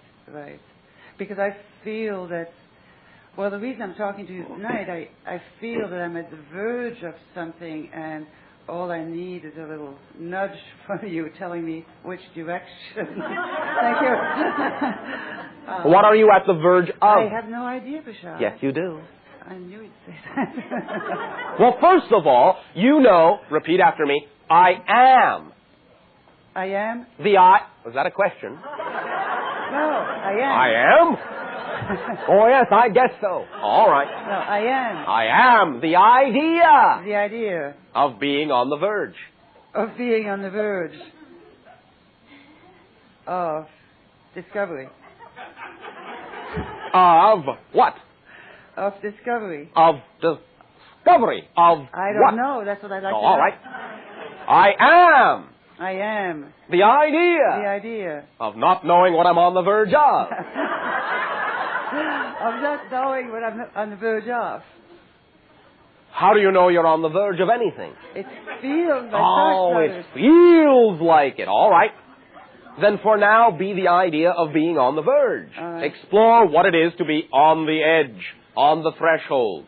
Explore that idea. For now, that is the idea in and of itself. Mm-hmm. Remember, many of you invalidate the process itself. That's true. As a part of the life you are. Yes. When am I going to get there? When am I going to get there? Oh, I haven't done that. I am allowing a little fun. Okay. All right. No. But the idea is that when you say, well, I'm on the verge of something, but I don't know what, then if you don't know what, let the state you are in be the state Right. you need to be in, and explore what you need to in that state. Once you have explored all you need to in that state, you will know what the next state is that you need to be. Anytime you don't immediately know what the next state is, you haven't finished with the state you're in, for what it is. Not for where it's getting you, for what it is. Right here, right now. You see, that is the idea we are suggesting, is that many of you allow states to only be states that get you somewhere, rather than allowing them to be where you are, and understanding what it is, where you are. So, for a while, be a verge. Okay, I will. Thank you very much, Bashar. Thank you very much. Henning! Hello, Bashar. Hello. I have a question about a drawing that I'm holding here, A drawing. which has been described as a talisman. All right, a talismanic drawing. Or a mandala. Mandala. All right, mandala. And it has a number of Hebrew symbols on it. All right. And I'm told that the purpose of having a drawing like this around is to allow the message that it conveys to get past the conscious mind sensor All right. into the subconscious. Many times, yes, the symbols will make more sense to the less analytical parts of yourself. And so you will allow the information to rub off, even though your analytical mind may, in that sense, have filters against it. Well, I'm told that this particular series of symbols conveys an idea about attaining goals. Oh, all right. But I don't know what the individual symbols mean. But you don't have to. That's what I just said. Your subconscious mind does. You understand? I think so. All right. Does that mean that as long as the symbols are in any foreign language, then they'll suffice? Not always. Sometimes they can be recognizable and they will suffice, because sometimes familiarity is what you want.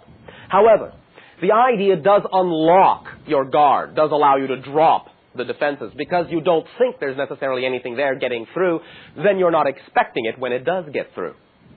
So sometimes, yes, anything that you are not immediately familiar with can serve you in that way. Not that there are not other things and other symbols that will not work for you. How do these symbols get through? Is it because they get through by you knowing that you have chosen that to function in that way for you, and then getting on about your business of doing what excites you the most. And knowing that the information that needs to get through is getting through in a positive reinforcing way that will allow you to do what excites you the most in the most accelerated way. And you will simply see it come out in the actions that you do. So it doesn't even matter if the symbols are completely meaningless, as long as I believe that they say what they say. They always have meaning to you if you have created them and or attracted them into your life. There is no such thing that remains meaningless if you have a reason for attracting it into your life. You are giving it a meaning.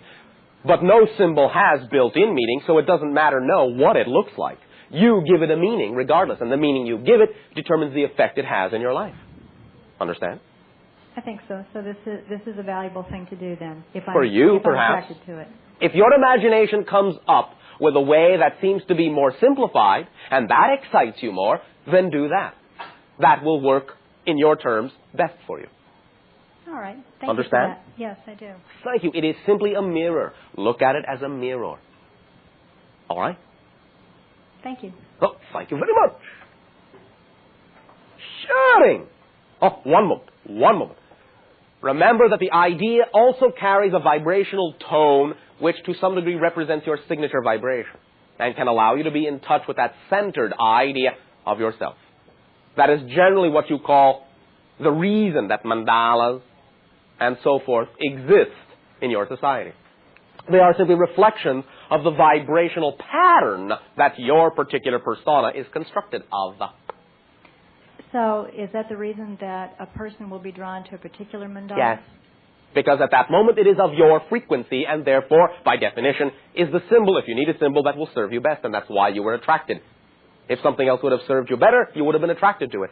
And that's why you keep emphasizing to do what excites you the most. Yes, because then as you act, you see the result of that interaction play out in the actions that you do. You just see it come out in a channeled, spontaneous way. that allows you to stand there in utter amazement, scratch your head and say, I didn't know I knew how to do that. Understand?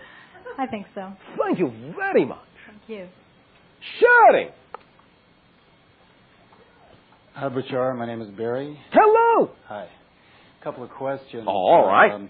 2 parts. All right. Part 1. Part 1.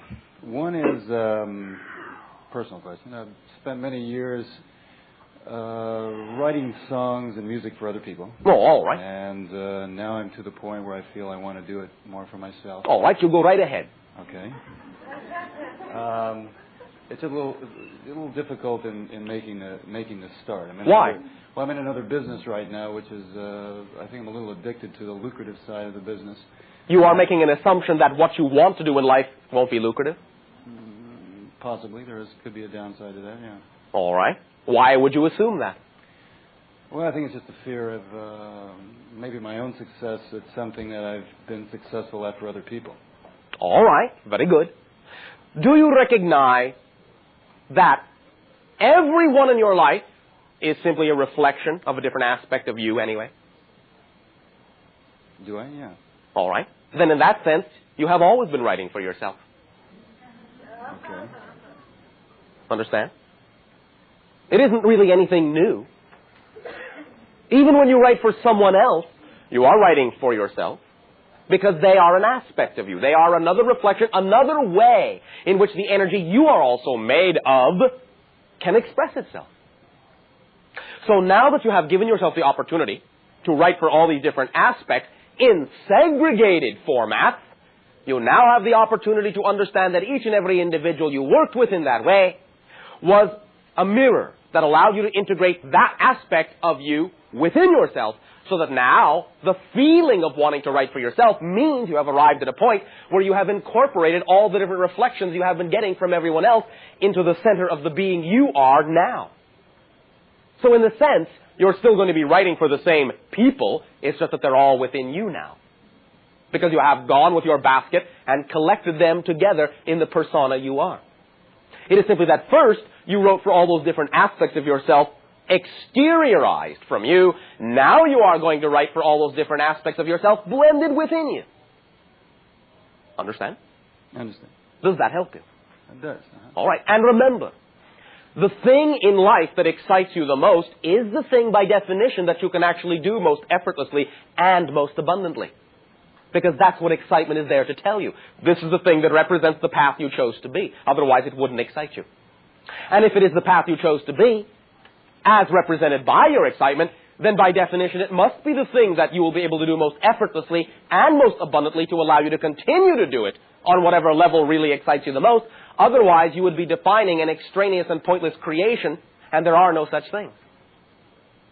If what excites you the most couldn't bring you the effortlessness of manifesting it and the abundance that it might take in order to manifest it, then it wouldn't be realizable. And there is no such thing in creation as something that you can conceive of that represents what excites you the most, that you haven't got the ability to manifest on all levels you need to manifest it. That would be a one-sided coin, and there are no such creatures. Understand? Mm-hmm. So your ability to conceive of it and be excited by it is your signal that you can manifest it on whatever level it needs to be manifested, because you are a complete kit and come with all the ingredients necessary, including the ability to attract effortlessness and abundance to allow you to continue to be the idea you chose to be. You are a complete kit. The abundance and the effortlessness comes with the excitement. Always. Never without it. In order to allow you to continue to do that idea. Otherwise, it would be a pointless creation, and there is no such thing. All creations have the ability to manifest themselves in whatever format their free will has allowed them to decide they wish to formalize themselves within. Understand? I understand. Is this making sense? It's making sense. I'm just curious whether the starting point comes from the idea of just like you were saying before to somebody else, just starting and just that's it. Just sitting down to Take write. the first step and you initiate all the momentum necessary to bring you the opportunity to take the next step. Then all you have to do to keep the momentum going is trust it and take it. That's it. As long as you do something that does not represent what excites you the most, then you, in that sense, are holding yourself back from having a life of ecstasy that is your birthright. The second part of this question is a little strange, but all right. I like strange things. Right? Okay. I am strange myself. Okay. Several years ago, I had a dream, which in the dream, a name came to me. It was, and it really identified with it that it was like my soul name. Something very ancient, something maybe from another time. All right. And it clicked in me so strong. I don't know if it was my warrior self or that very strong side of myself that connected with it. Then when I woke up, I totally forgot that. And I tried to remember it. I tried to one moment. Whatever. And this is several years back, so it never did come back. And I'm just wondering, knowing that you can say connect with the Akashic records of myself, would have a feeling about it. I would have a completely different interpretation of it, vibrationally. I can sense the vibration.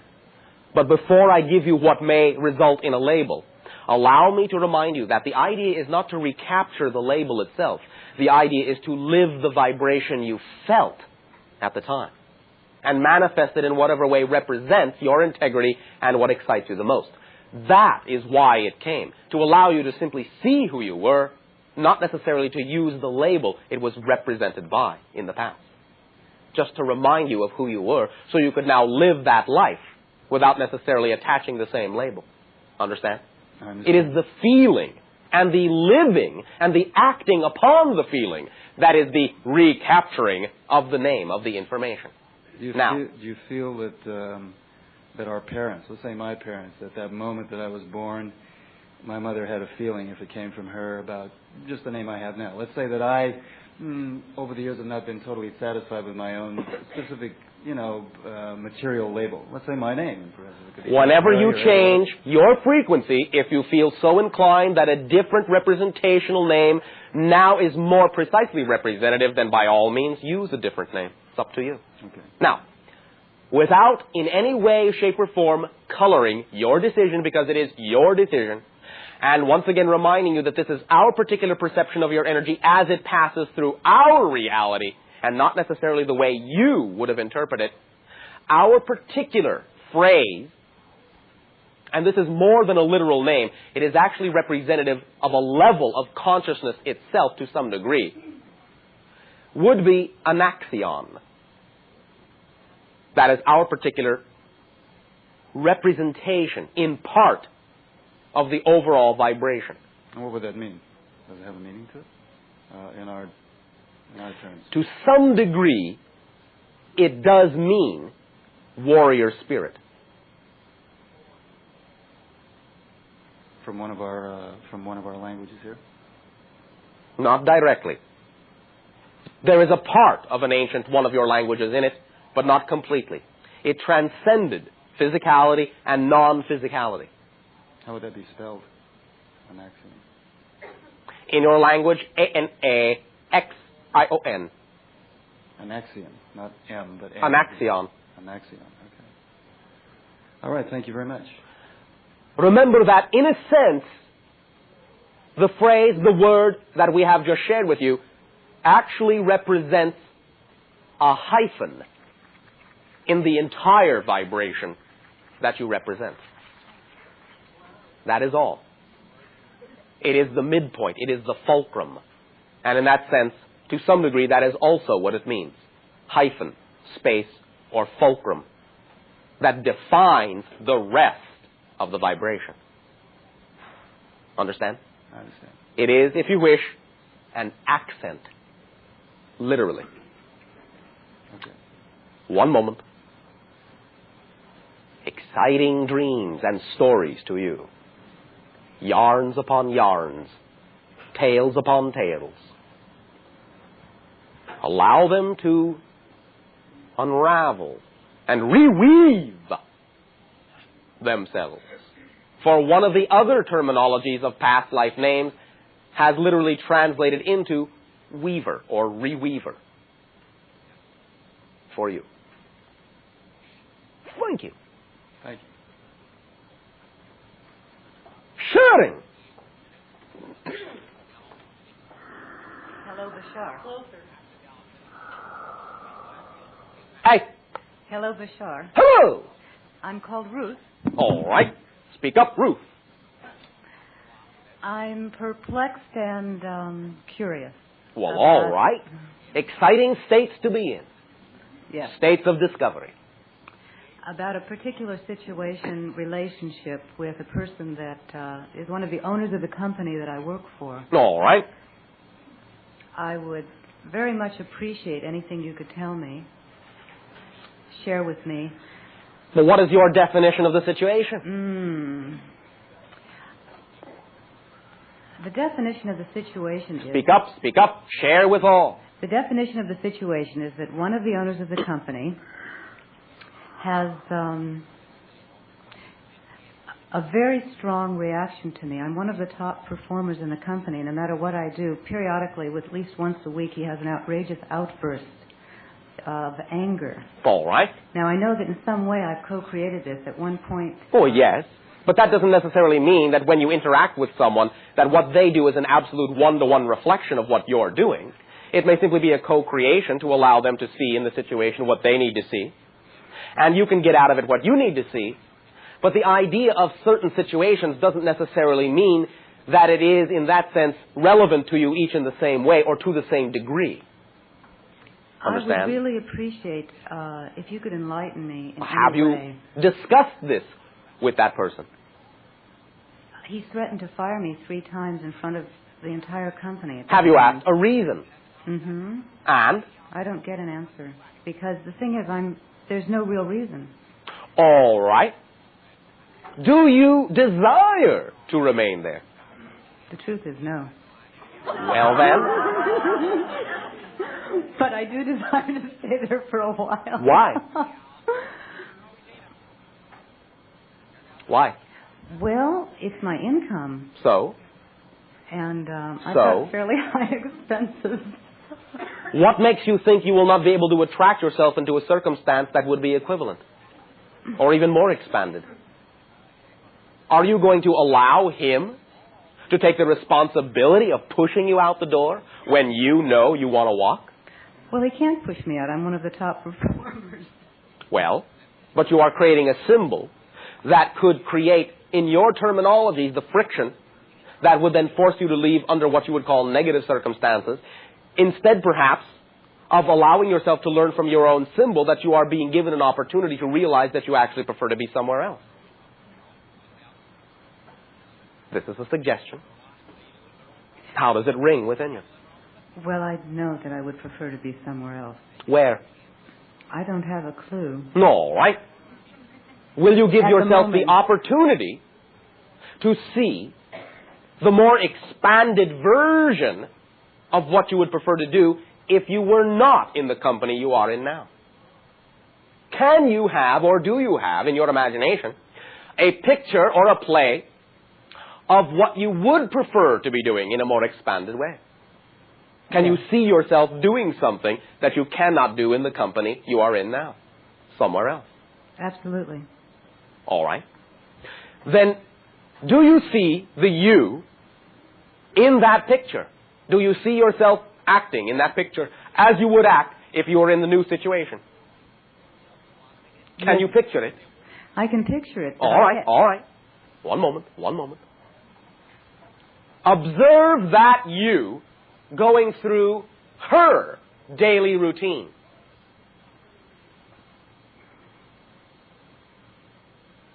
Now, from the little you have observed, is what you have observed different than what you are now living? Yes. In what way? I'm not doing any of this kind of work. What are you doing? I'm doing my artwork. All right. Is the picture you have of this person one of a happy person? Yes. An ecstatic person? Yes. A freely flowing person? Yes. An abundant person? Absolutely. Well, then what are you afraid of? Supporting myself and 3 kids. Contradiction. I just asked you if this was an abundant person, and You're you said yes. absolutely right. Then what are you waiting for? It's a bit precipitous to quit my job at the moment. Precipitous. Does that mean you're going to rain on yourself? So as at a precipice. Why? Not precipitation. Why? Why? Why would it be precipitous to quit my job right now? That is the question. Why? Why? I'll wait. Whatever reason you wish to come up with. I must say that I can't conceive of supporting myself and my children doing artwork. A very good moment. answer. I cannot conceive of myself supporting myself. But may I ask you another question? Sure, go Haven't right you ahead. just done so? Yes. Haven't you just pictured yourself being a happy, ecstatic, and abundant person supporting yourself and your children? So how can you say, I can't conceive of it, when you just have? You just described the picture to me. So obviously you can conceive of it. Now, maybe what you mean is, I can't believe what I see. Maybe that's what you mean. How does that sound? I can believe it. I can't quite get the timing. Oh, the timing. The timing. All right. I love this technique. This excites me a lot to use this technique called the threshold of believability. Are you willing to be very honest and very direct? Yes. All right. Now, recreate the image of the ecstatic, abundant, spontaneous, carefree artist that you are. All right? Got it. All right. Now, let me ask you, answer without thinking. Without thinking. Just answer what feels correct. There is no right and wrong to this. It's not a test. Understand? Yes. All right. Now, do you perceive that you will be able to be that you beyond a shadow of a doubt, no problem, in 10 of your years? Yes. All right. 5 of your years? Yes. Why did you hesitate? I had to really get 5. I mean, that's a lot of abundance for 5. From where All I am right. now. Would you like to try that again? All right. Do you beyond a shadow of a doubt know that you are capable of creating that reality in your life in 10 years? Yes. Why are you so sure that you can do it in 10 years? I don't have a clue. It's just you asked me not to think about it. I That's know. the answer that came out. Very good. But in other words, you simply know, in other words, that is sufficient time for you, yes? Yes. No problem. More than enough time, easy as pie, as you say. Is that what you are saying when you say, I just know? Yes. All right. Do you feel, therefore, that 9 years is sufficient? If 10 years is sufficient to create that lifestyle, is 9 years sufficient? Sure. Do you really believe it? Yes. All right. Fair enough. Do you believe 7 years is sufficient? The shadow 7 of the doubt. years. The shadow of the doubt is there. The shadow. At 7 years? Yes, the shadow. All right. What does that shadow look like? What is the little voice that says, I don't know if I can do this in 7 years? What allows you to believe it would take longer than 7 years? What came in? What was the doubt? All right. Go back to 9. Go back to 10 years. No problem at 10 years. No. What is the difference between doing it in 10 years and doing it at 7? What is the definitive difference between the two scenarios in your mind? What do you see yourself capable of doing at 10 years that you don't see yourself capable of doing at 7? Well, I'm not so sure. Yes. It's the economics and the timing. Economics and the timing. All right. Can you be more specific? You are saying to me, as I interpret what you are saying, that you cannot imagine that you will be economically abundant in 7 years, but that 10 years is enough. Is that what you are saying? Well, once you said it like that, I'm not quite so sure. All right. What are you saying? What is the difference between 7 and 10 years in your ability to be that image? All of you can be applying this to yourselves and what excites you the most. I'm sorry to be so hesitant and take I so beg much your more pardon. time. Sorry. Did I ask for an apology? No.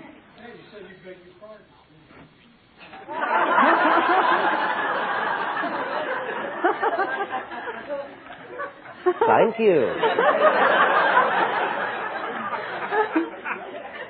Now we're on the track. See what happens when you get born all over again? You start being as much of a smart aleck as me. And I love it. Thank you for speaking to me as an Essassani would. All right. Now that I am no longer begging and you are no longer sorry, can you define the difference? Are you creating within your mind an assumption of a particular type of structure that you think you need in order to have the economics at 10 years that you can't have through that same structure at 7? Is it the structure of how you think you have to get the economics? No. All right. Then what makes 7 different than 10, aside from 3?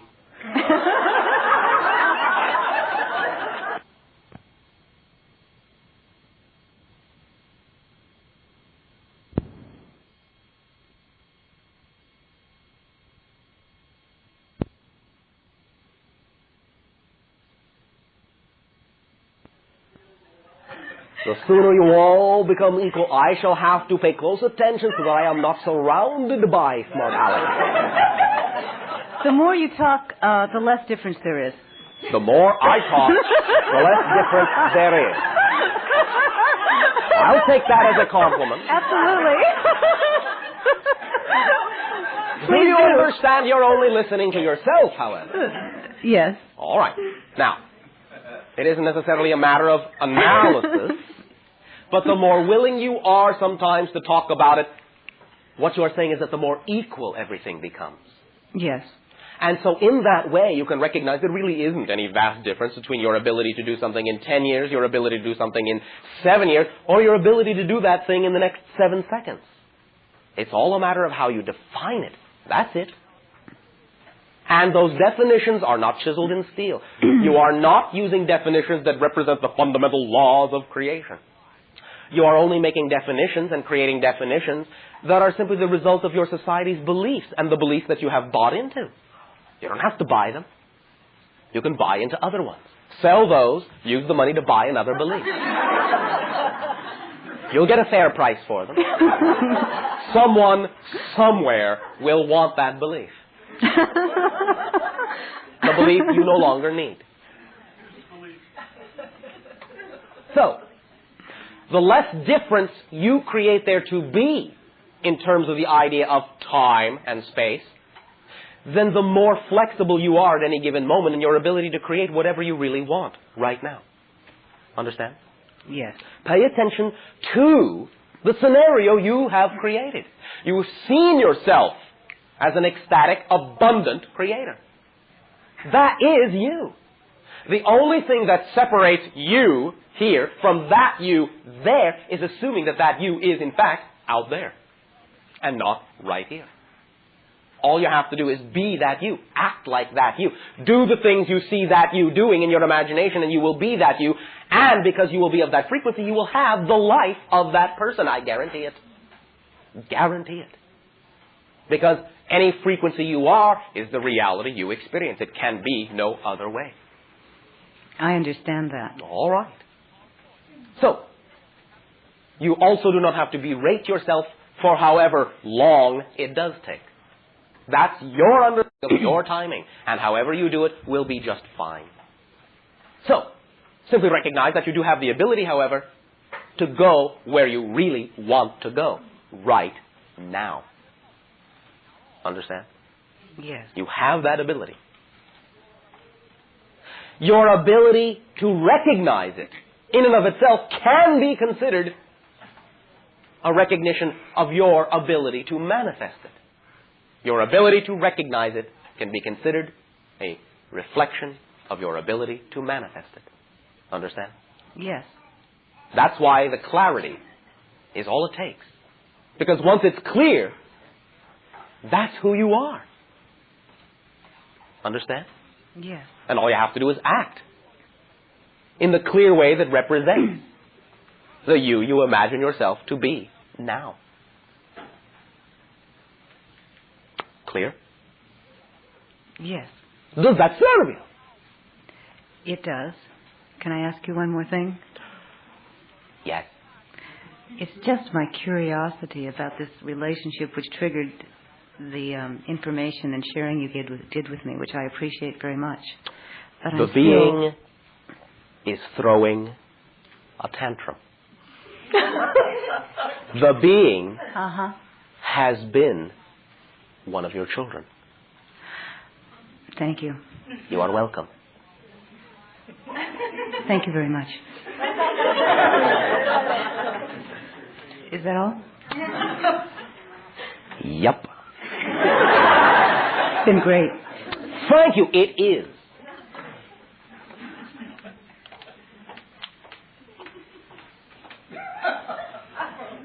Just checking. Shooting! Steve, how are we on time? Okay, hi.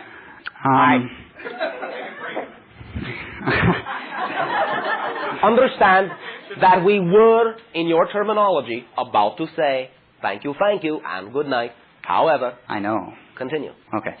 On the issue of archetypes. Archetypes. Okay, archetypes are the product of a mass consciousness. Yes. And the archetypes that are involved here, not just the ones that were created here, but also through our journey through Orion and other star systems. Yes. Those archetypes, I assume, are aware of themselves as archetypes, correct? Sometimes. Some. Not always.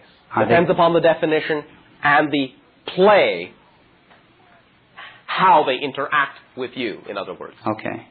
Are those archetypes that are aware of themselves as archetypes, are they also going through similar transformations that we are at this time? Some of them.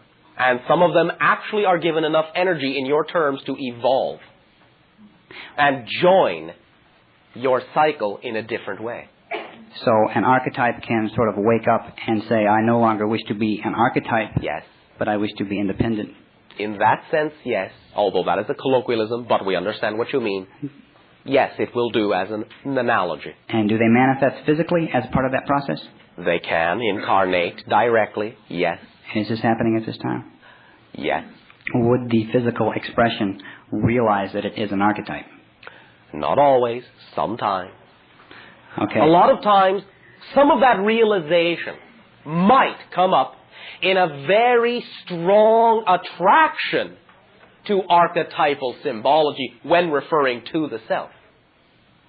Okay. In other words, as an example, now this doesn't always mean this is the case, but let's just say, as an example, to choose one archetypal symbology that you would call, let's say, astrology. An individual might actually say and truly feel, I am not a Libra, I am Libra.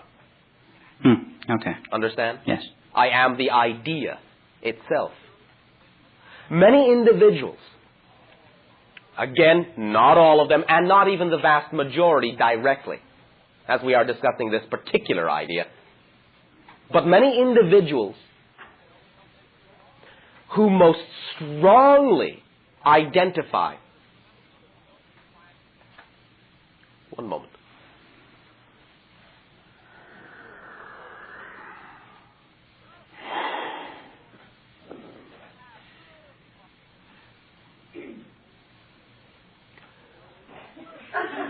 The wind has just been taken out of my sails. By what? By the mass consciousness. Can you identify that aspect of it that interacted with you?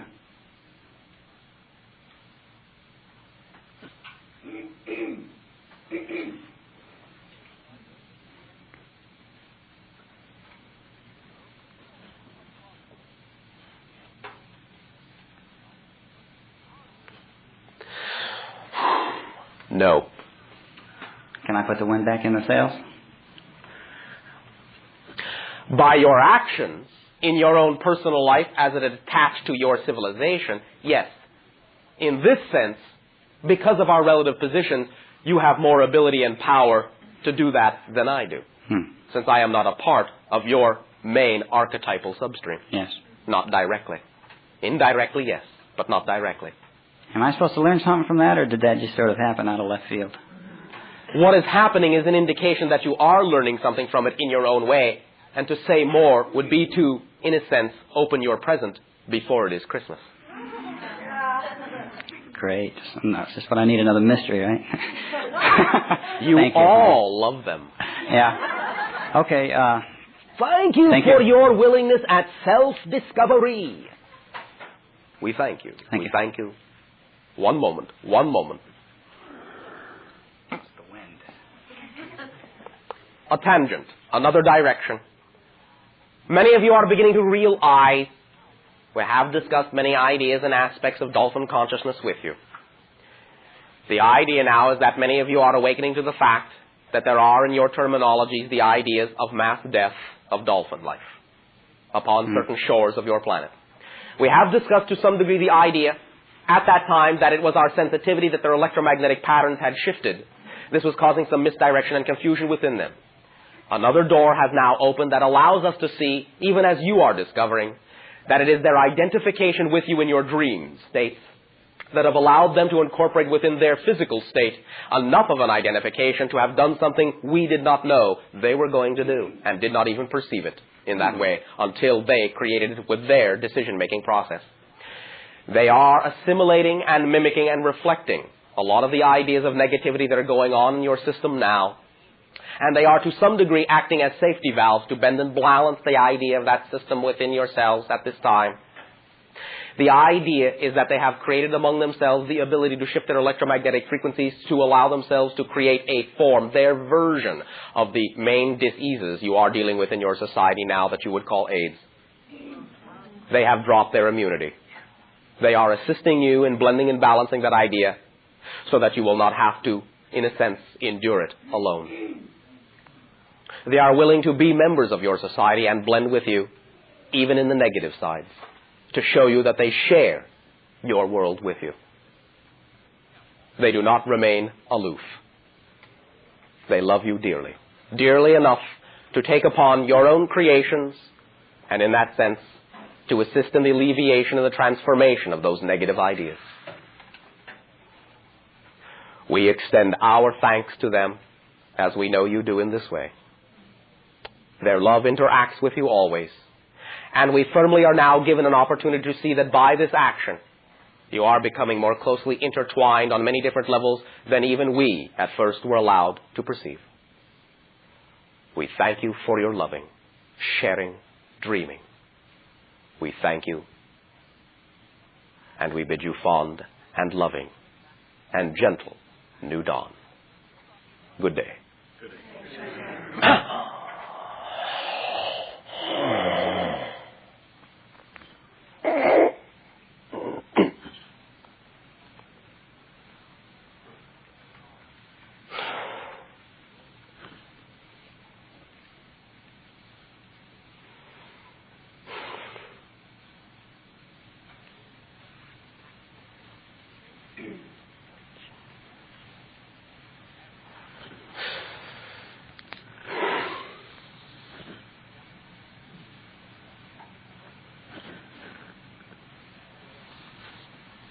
How did it go?